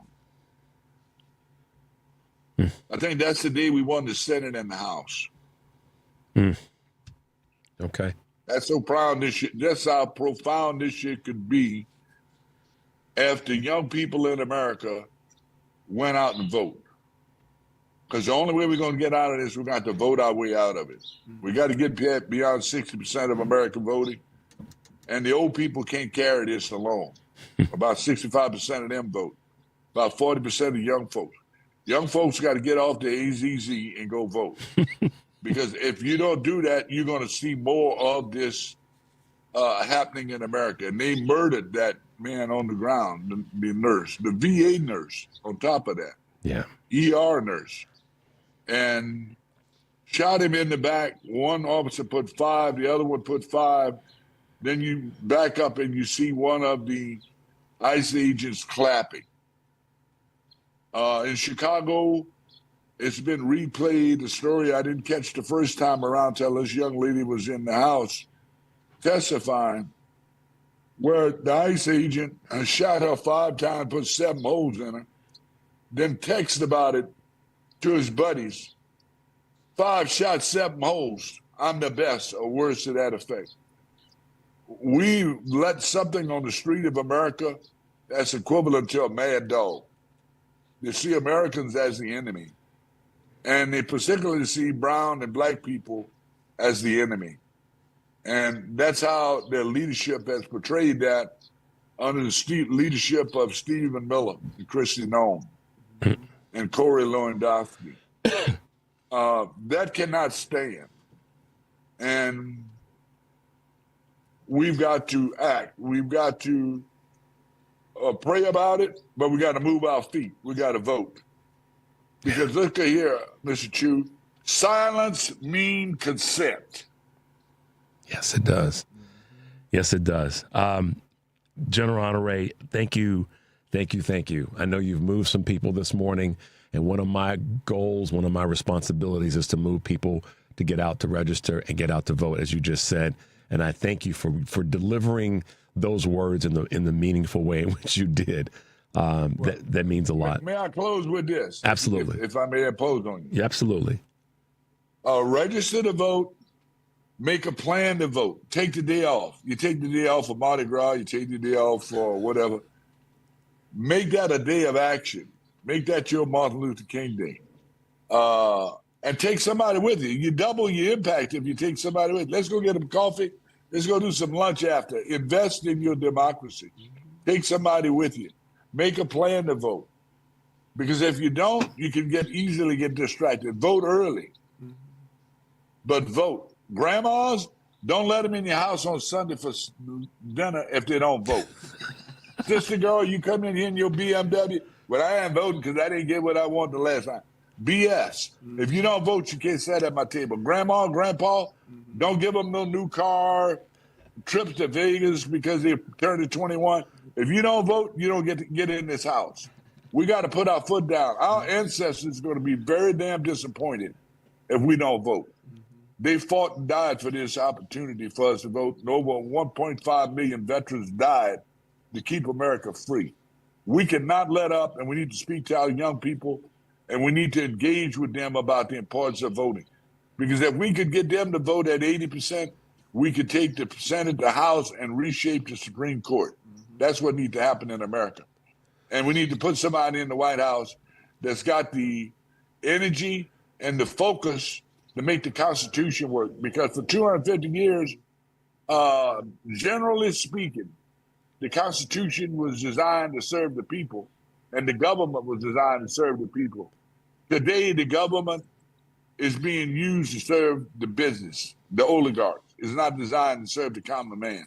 And we need to do something about that. That's why we don't have universal health care.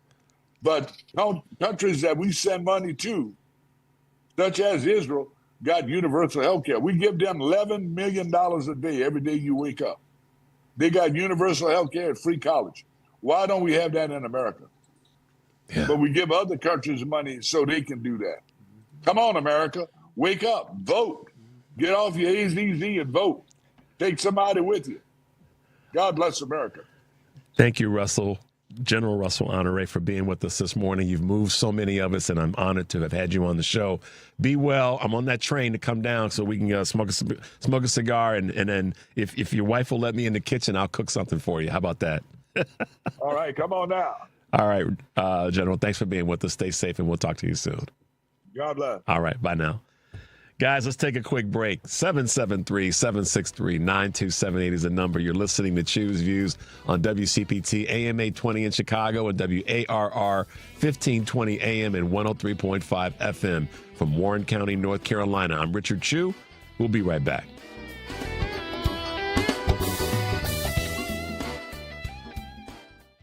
Hi folks, Dr. Jason Bissell here, PhD acupuncturist and founder of Chicago Community Acupuncture at Milwaukee Devon and Nagel. It's no secret that I love acupuncture. 25 years, and I am impressed almost every day by how effective it is for so many conditions. I want everyone to have access to it, but unfortunately, cost can be a barrier.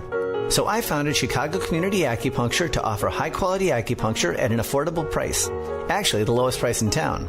And I'm not alone in this desire to make it accessible. Several other fabulous acupuncturists reached out to me and have joined the Chico Maku team. We're now open 7 days a week and evenings. The first visit is only $60 and follow-ups are $50. We're doing all we can to make this accessible, so now you just do your part and call us at 773-853-0920, 773-853-0920, or go to ChicoMaku.com to schedule. Acupuncturists help billions of people. What are you waiting for? You know, winter in Chicago hits hard. Is your home ready to stay warm and energy efficient? At Green Attic, they help you fight back against the cold. They're Chicagoland's trusted experts in attic insulation, spray foam, crawl space encapsulation, and mold remediation, solutions that lock in warmth and cut your heating bills. If your upstairs feels freezing or your furnace never stops running, your attic might be the culprit. Their team seals in comfort and stops energy waste at the source. Need roofing? Their sister company, Green Attic Roofing, offers asphalt, flat, premium roofs, and even Tesla solar roofs, all backed by a 10-year labor warranty and instant online quotes. Winter storms don't wait. Replace that aging roof now and protect your investment. With over 15 years of experience and more than 1,000 five-star reviews, Green Attic delivers real comfort, real savings, season after season. Visit greenattic.com for a free insulation consultation or go to greenatticroofing.com for your instant roofing estimate. Green Attic, healthy home, happy family. You're listening to WCPT 820. Here's the latest Chicago weather update. From the Weatherology Weather Center, I'm meteorologist Jennifer Wojcicki. A wind advisory continues until 4 p.m. this afternoon. Chance for mixed precipitation changing to all snow today, otherwise cloudy. Daytime highs approaching 37. Winds out of the west 20 to 25 miles per hour. Partly cloudy tonight, lows level off around 27. A dusting of snow today. That's your latest Chicago weather update. Currently 32. Alexa, play WCPT. WCPT from TuneIn. Welcome back to Choose Views with Richard Chu. All right, guys, welcome back to the show. How cool was that? Henry and I are in here just like, wow. Russel Honoré, General Russel Honoré is, you know, I say this, I get nervous before I'm going to interview him. I ain't going to lie. You see the stature of this man and what he's done and what he represents. confidently nervous and excited, but all the same because of what he says and how he says it and what he's committed to. And he is a leader, y'all. I mean, go if you don't know about him, go watch any of the Katrina documentaries, and you'll see the person that stepped up. And I didn't want to go too far down that path because I know for him there's still some pain points that he deals with what he had to see. But there's a leader right there. It is what it is. We have another leader with us this morning, and she has made it clear that democracy, and you heard what the general said, we got to fight for it. And to fight for it, we got to roll up our sleeves and kind of get a little dirty. And if it means that much to you, then that's what you do. Who am I talking about? Lawyer, president, and CEO of Democracy Forward, Skye Perryman, is back with us. She was with us a few weeks ago, and now we have the luxury and the opportunity and the blessing to welcome her back to the show. Good morning, Skye, and welcome back to Choose Views on WCPT. Hey, it's great to be back. Glad you're with us. I'm glad you're with us. I don't know if you had a chance to hear another democracy champion talking a moment ago before he came on in terms of General Russel Honoré, but he makes some extraordinarily important points about saving our democracy. We have to fight for it. And I know you've been in that same lane in terms of making sure that you're promoting democracy, you're promoting the conversation, and you're doing it using the legal acumen that you have and that experience. Talk a little bit about what you've been fighting for since the beginning of the year and what we've seen and how you've been navigating through some of this craziness. Well, we're fighting for everybody's rights in this country, and what's been so amazing is how many people and communities are really resolved to continue to be in charge, to continue to say the people in this country get to be in charge, and to show up. And sometimes that means showing up in the streets, and other times it means showing up in court. And so since the beginning of just this year, it's been, of course, a devastating situation with what the administration has done to so many people and communities across the country. We have already been in court multiple times in Minnesota, of course, to protect people's rights, to have lawyers present, to enable members of Congress to go, observe what is happening. And so we're pleased to be doing that work. We wish we didn't have to, but of course, it's important. We've been winning court orders for people and communities there. We have been in court in Oregon where we are challenging the use of the way the government is utilizing tear gas. It's poisoning kids and families in housing developments, and we've had a hearing on that. And outside of the militarization immigration context, we've been in court to protect our national parks, to protect public education, and to protect, civil servants. So it's really all across the board. The courts are the thing that so many people, Skye, have said have been holding us up, and we've threaded it together to or stitched together, maybe is a better word, to stay in this game. Talk about those experiences for you, but talk about the utter importance of our court systems continuing to hold the line.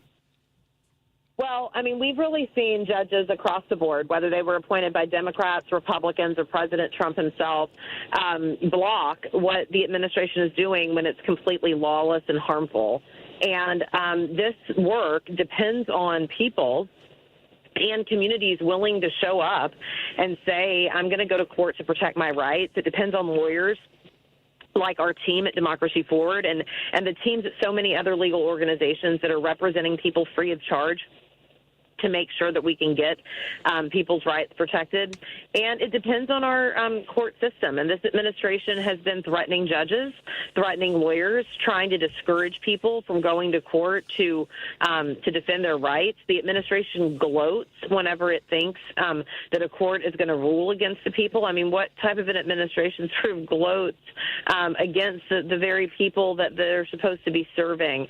And so it's really important in this time. And we're always going to say, the courts are not going to save the country. Not a single institution can do that. But it's going to take the people. But one of the ways the people can utilize their power is to go to court. And that's really one of the things we're most focused on at Democracy Forward. Yeah. So Skye, I want to go back to something you said a moment ago. How is it that an administration, this administration specifically, can get away with threatening judges? I mean, they're supposed. Excuse me. Help us with that. How do they get away with threatening judges or making judges feel at risk? You know, this is really where Congress needs to step in and send a very clear message to the administration. And, of course, the president's allies in Congress have been unwilling to do so. And it's really something that we know the vast majority of Americans are concerned about. Whatever your political background is, people in this country understand three branches of government, and they understand that the courts play an important role. And so judges need to be, we need to take seriously in this country who our judges are. We need to, talk about ethics. We need to demand some reforms to the Supreme Court and that type of thing.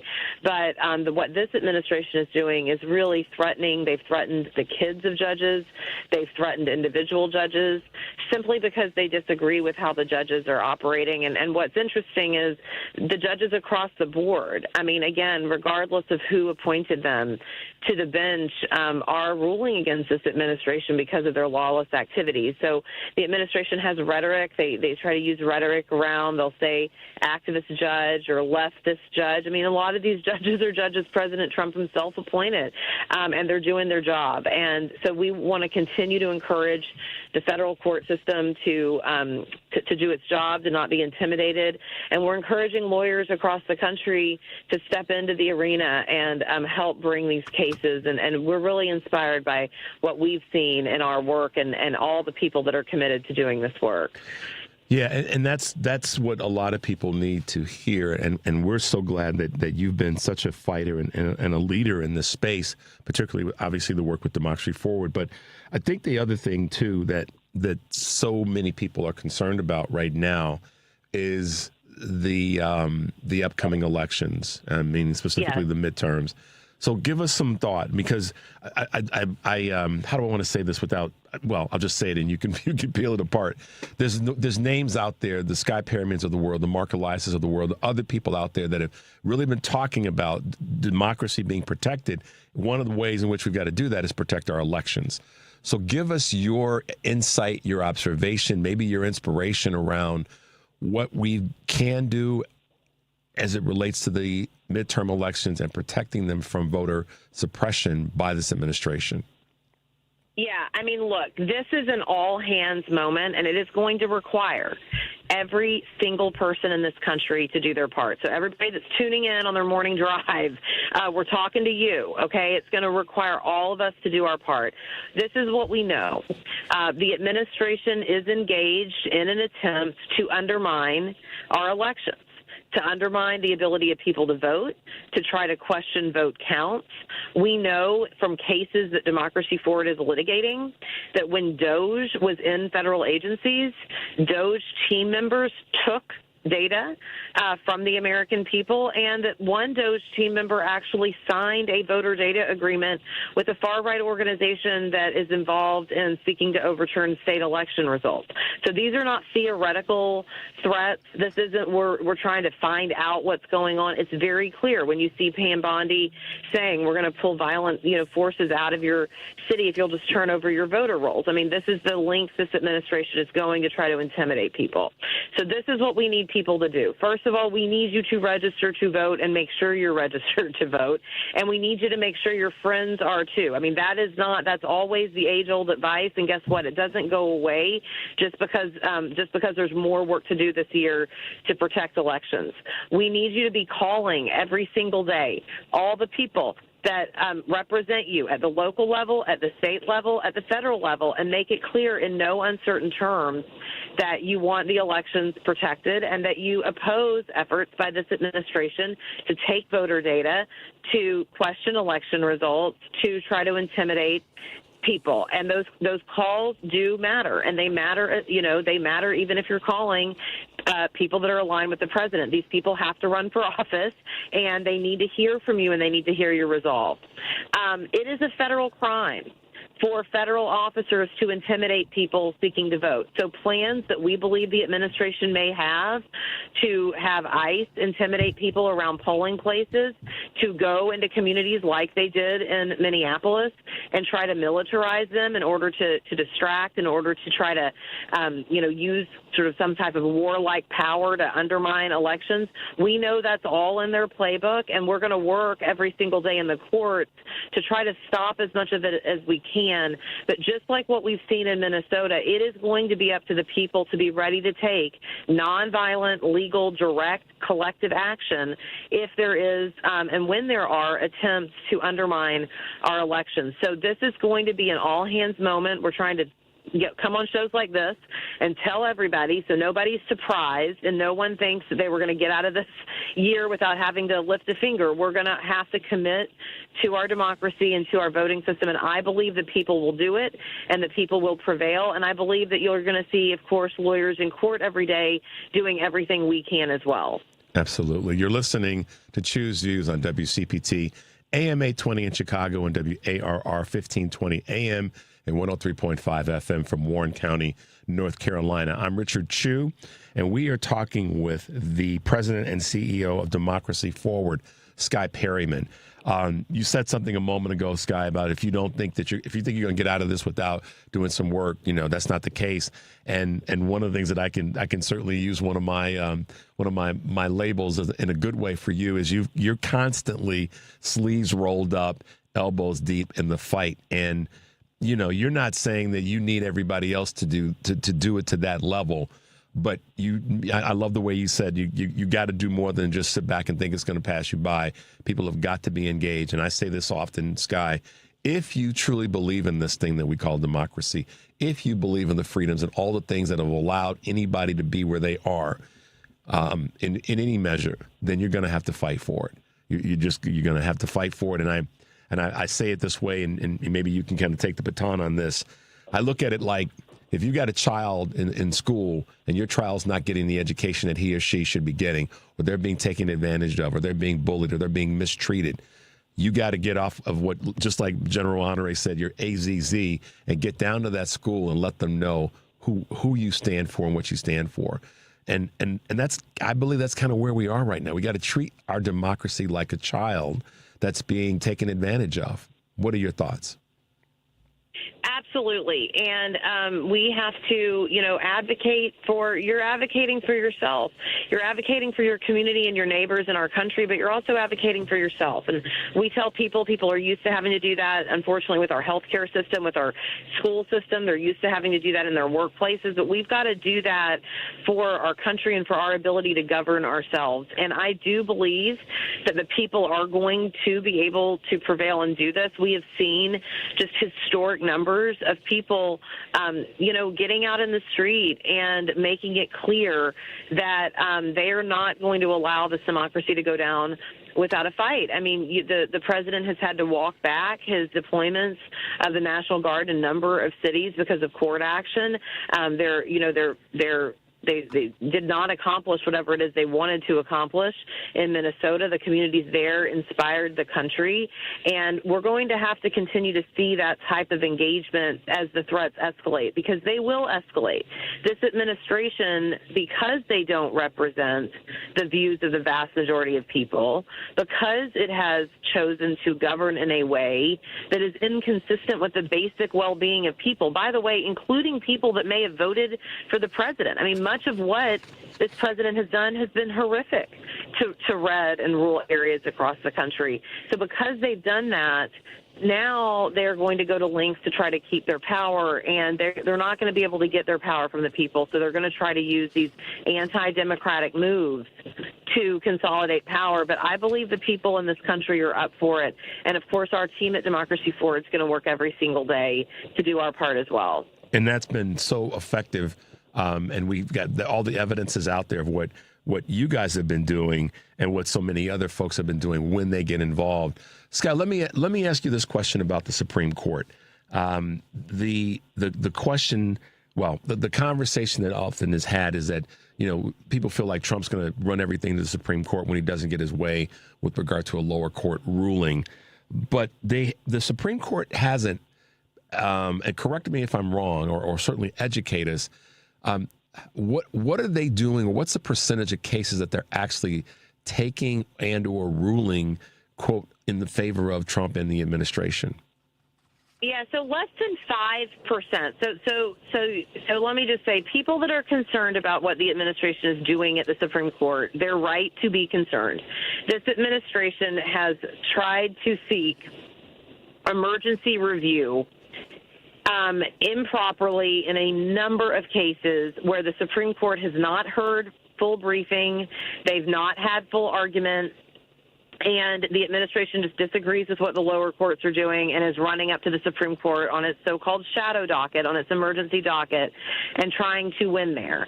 And this Supreme Court has issued a number of disappointing decisions from that shadow docket. Not all of those decisions, by the way, have been in favor of the president. We were very pleased, again, that the shadow docket, they did not block the court orders that are keeping the National Guard out of certain states.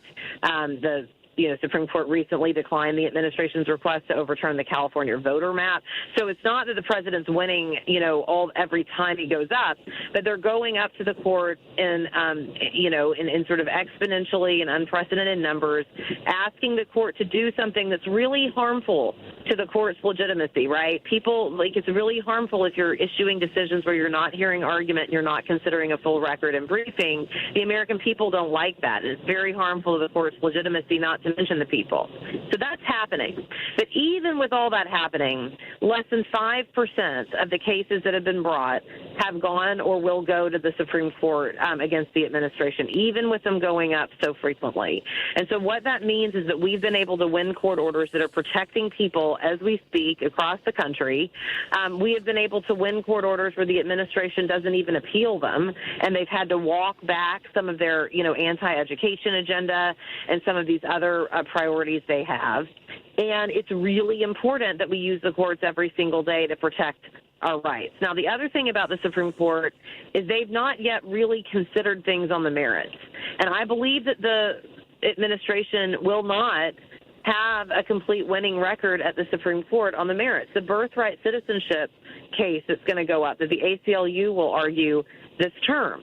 The Supreme Court is going to reject that. The 14th Amendment lays it out very clear in plain text. So there's a reason to be very concerned about what we've seen with this court, and we do believe that people need to be demanding better. They need to be, they need to be expressing their outrage. But at the same time, if you look at it overall, these court orders are protecting people.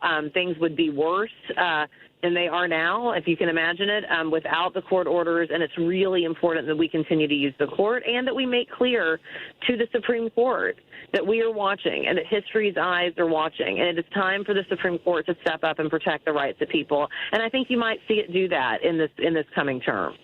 That's exciting to hear, or certainly encouraging to hear that someone of your stature, your experience and knowledge is saying that. But at the same time, we still have to stay sleeves rolled up and elbows deep in this fight. Oh, they're not saving. The court is not going to save. Yeah, the court's not going to save us. So we've got to do that work. But we're going to use the courts as we can to help protect people. Absolutely. Skye, thanks for being with us. Let folks know how they can find you, follow you, and even potentially get involved with Democracy Forward. Great. Well, yeah, you can follow us on social media. We're on all the channels. I'm on all the channels. Democracy Forward's on all the channels. You can go to democracyforward.org and sign up for our newsletter. We do not spam you. We will keep you updated about what's going on, but you're not going to receive, just tons and tons of emails that are just asking for money. That's not how we operate. So go and sign up for our newsletter at democracyforward.org. And if you're really into it, go to that Get Involved tab. There's a Get Involved tab on the Democracy Forward website where there are a number of programs where you can take action in your own community, where you can follow work, and we're going to be engaging folks throughout the year.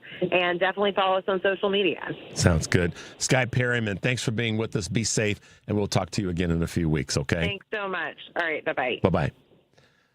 All right, guys. Yeah, Skye is awesome, and you can see the breadth of knowledge and experience that she has.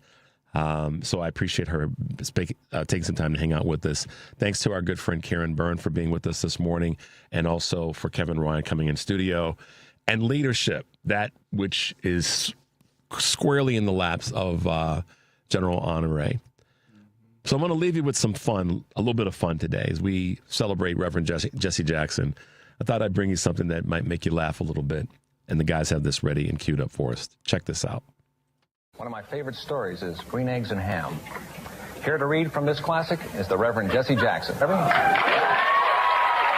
Tonight, rather than read from 1st and 2nd Samuel, I read from Sam I Am. According to the Latter-day Saint Seuss, you do not like green eggs and ham? I do not like them.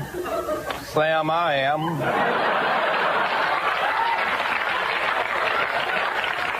I could not, would not on a boat. I will not with a goat. I will not eat them in the rain. I will not eat them on a train. Not in the dark, not on a tree, not in a car. You let me be. I do not like them in a box. I do not like them with a fox. I will not eat them in a house. I do not like them with a mouse. I do not like them here or there. I do not like them anywhere. I do not like green eggs and ham.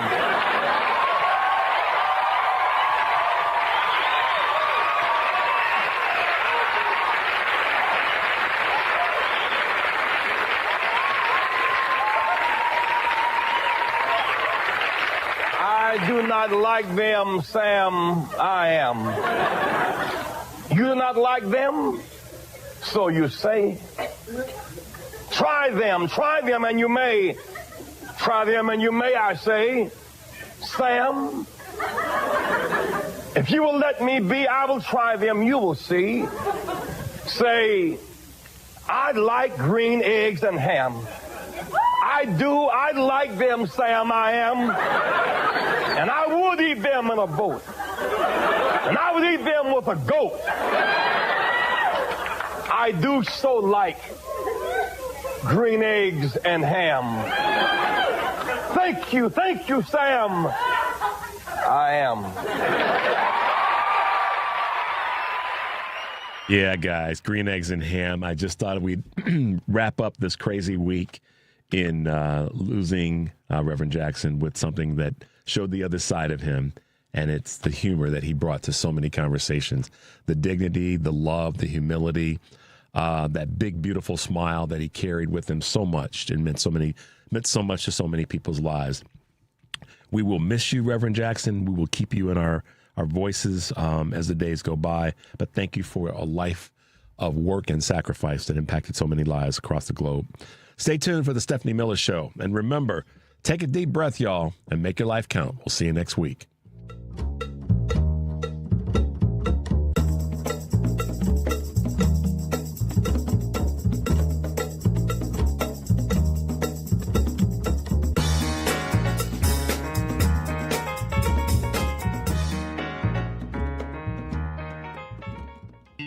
Join me and WCPT Radio at the Southland Friends of Labor 17th Annual Jobs Breakfast. It's Monday, March 2nd in Alsip at Sprinkler Fitters Local 281. This special labor event is free to all active and retired union members and all WCPT listeners. Enjoy a great breakfast and a WCPT special broadcast. I'll be joined by Tom Villanova from Southland Friends of Labor, and we'll be talking with Joe Reinhardt from the Painters District Council number 14, Paul Wendy from Ironworkers Local 63, and Bob Howard from the Chicago and Western Lakes Port Council Maritime Trades. Doors open at 7:30, and if you want to attend, please call or text 708-996-1291. You can leave a voicemail to save a seat. See you on the 2nd. Stephanie Miller here. Let's talk digestion. Eat this, don't eat that. Actually, forget that. Eat this instead. No wonder so many people feel bad after trying to eat healthy. Something we do 3 times a day can turn into a crapshoot, and we do not want to go there. Here's what I learned from the Tummy Whisperer. Even healthy eating can backfire. That's why I trust Renee Barish at Digestive Health Solutions. As a certified digestive health specialist, Renee helps people go beyond Dr. Google and figure out what's really going on. If you've cleaned your diet up with no change, or you feel worse with bloating, reflux, constipation, diarrhea, or low energy, Renee will help you make sense of it all. And without having to live on steamed vegetables and regret. With Renee's guidance, digestion can calm down, food can stop being a gamble, and your body can finally feel healthy. Visit thetummywhisperer.com or just call Renee at 847-207-2034. That's 847-207-2034. Let's get you feeling better. From posters and presentations to labels and loyalty cards, Staples has all the print to boost your brand. Shop now, in-store, and online. Staples. That was easy. AP News, I'm Marcela Sanchez. The Trump administration has issued a new order that could lead to the arrest of tens of thousands of refugees who are legally in the U.S. but do not yet have permanent residency.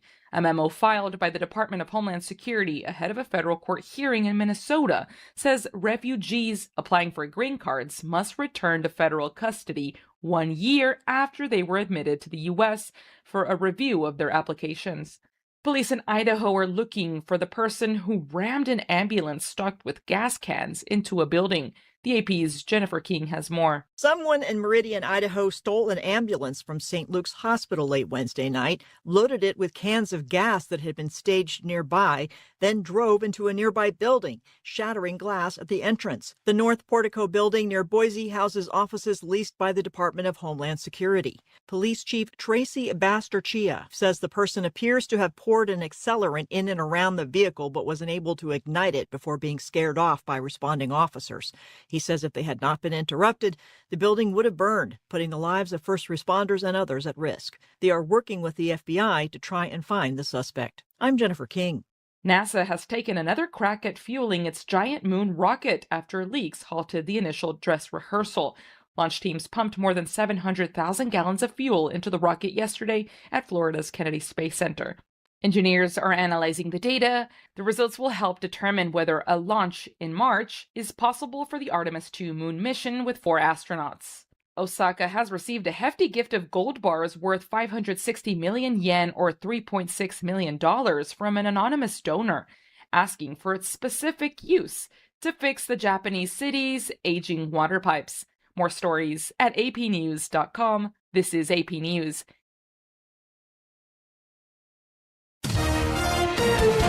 AP Sports, I'm Gethin Coolbaugh. Megan Keller's goal 407 into overtime lifted the United States to its 3rd Olympic gold medal in women's hockey after a 2-1 victory over Canada. Hillary Knight scored the tying goal with 2:04 left to force OT. Really grateful that, now we can have more reunions decades from now to be able to celebrate this team. Alyssa Liu won Olympic gold for the U.S. in women's figure skating, ending a 24-year individual gold medal drought. NBA, Cade Cunningham's 42 points and 13 assists powered the Pistons past the Knicks 126-111. And in golf, Rory McIlroy and Jacob Bridgman share the clubhouse lead with 66s after darkness suspended first-round play at the Genesis Invitational. Gethin Coolbaugh, AP Sports. And I'm Marcela Sanchez, AP News.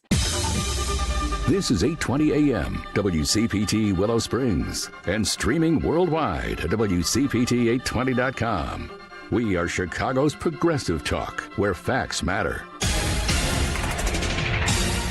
Now, your WCPT 820 weather update.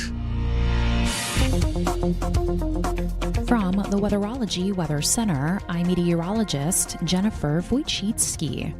A wind advisory continues until 4 p.m. this afternoon.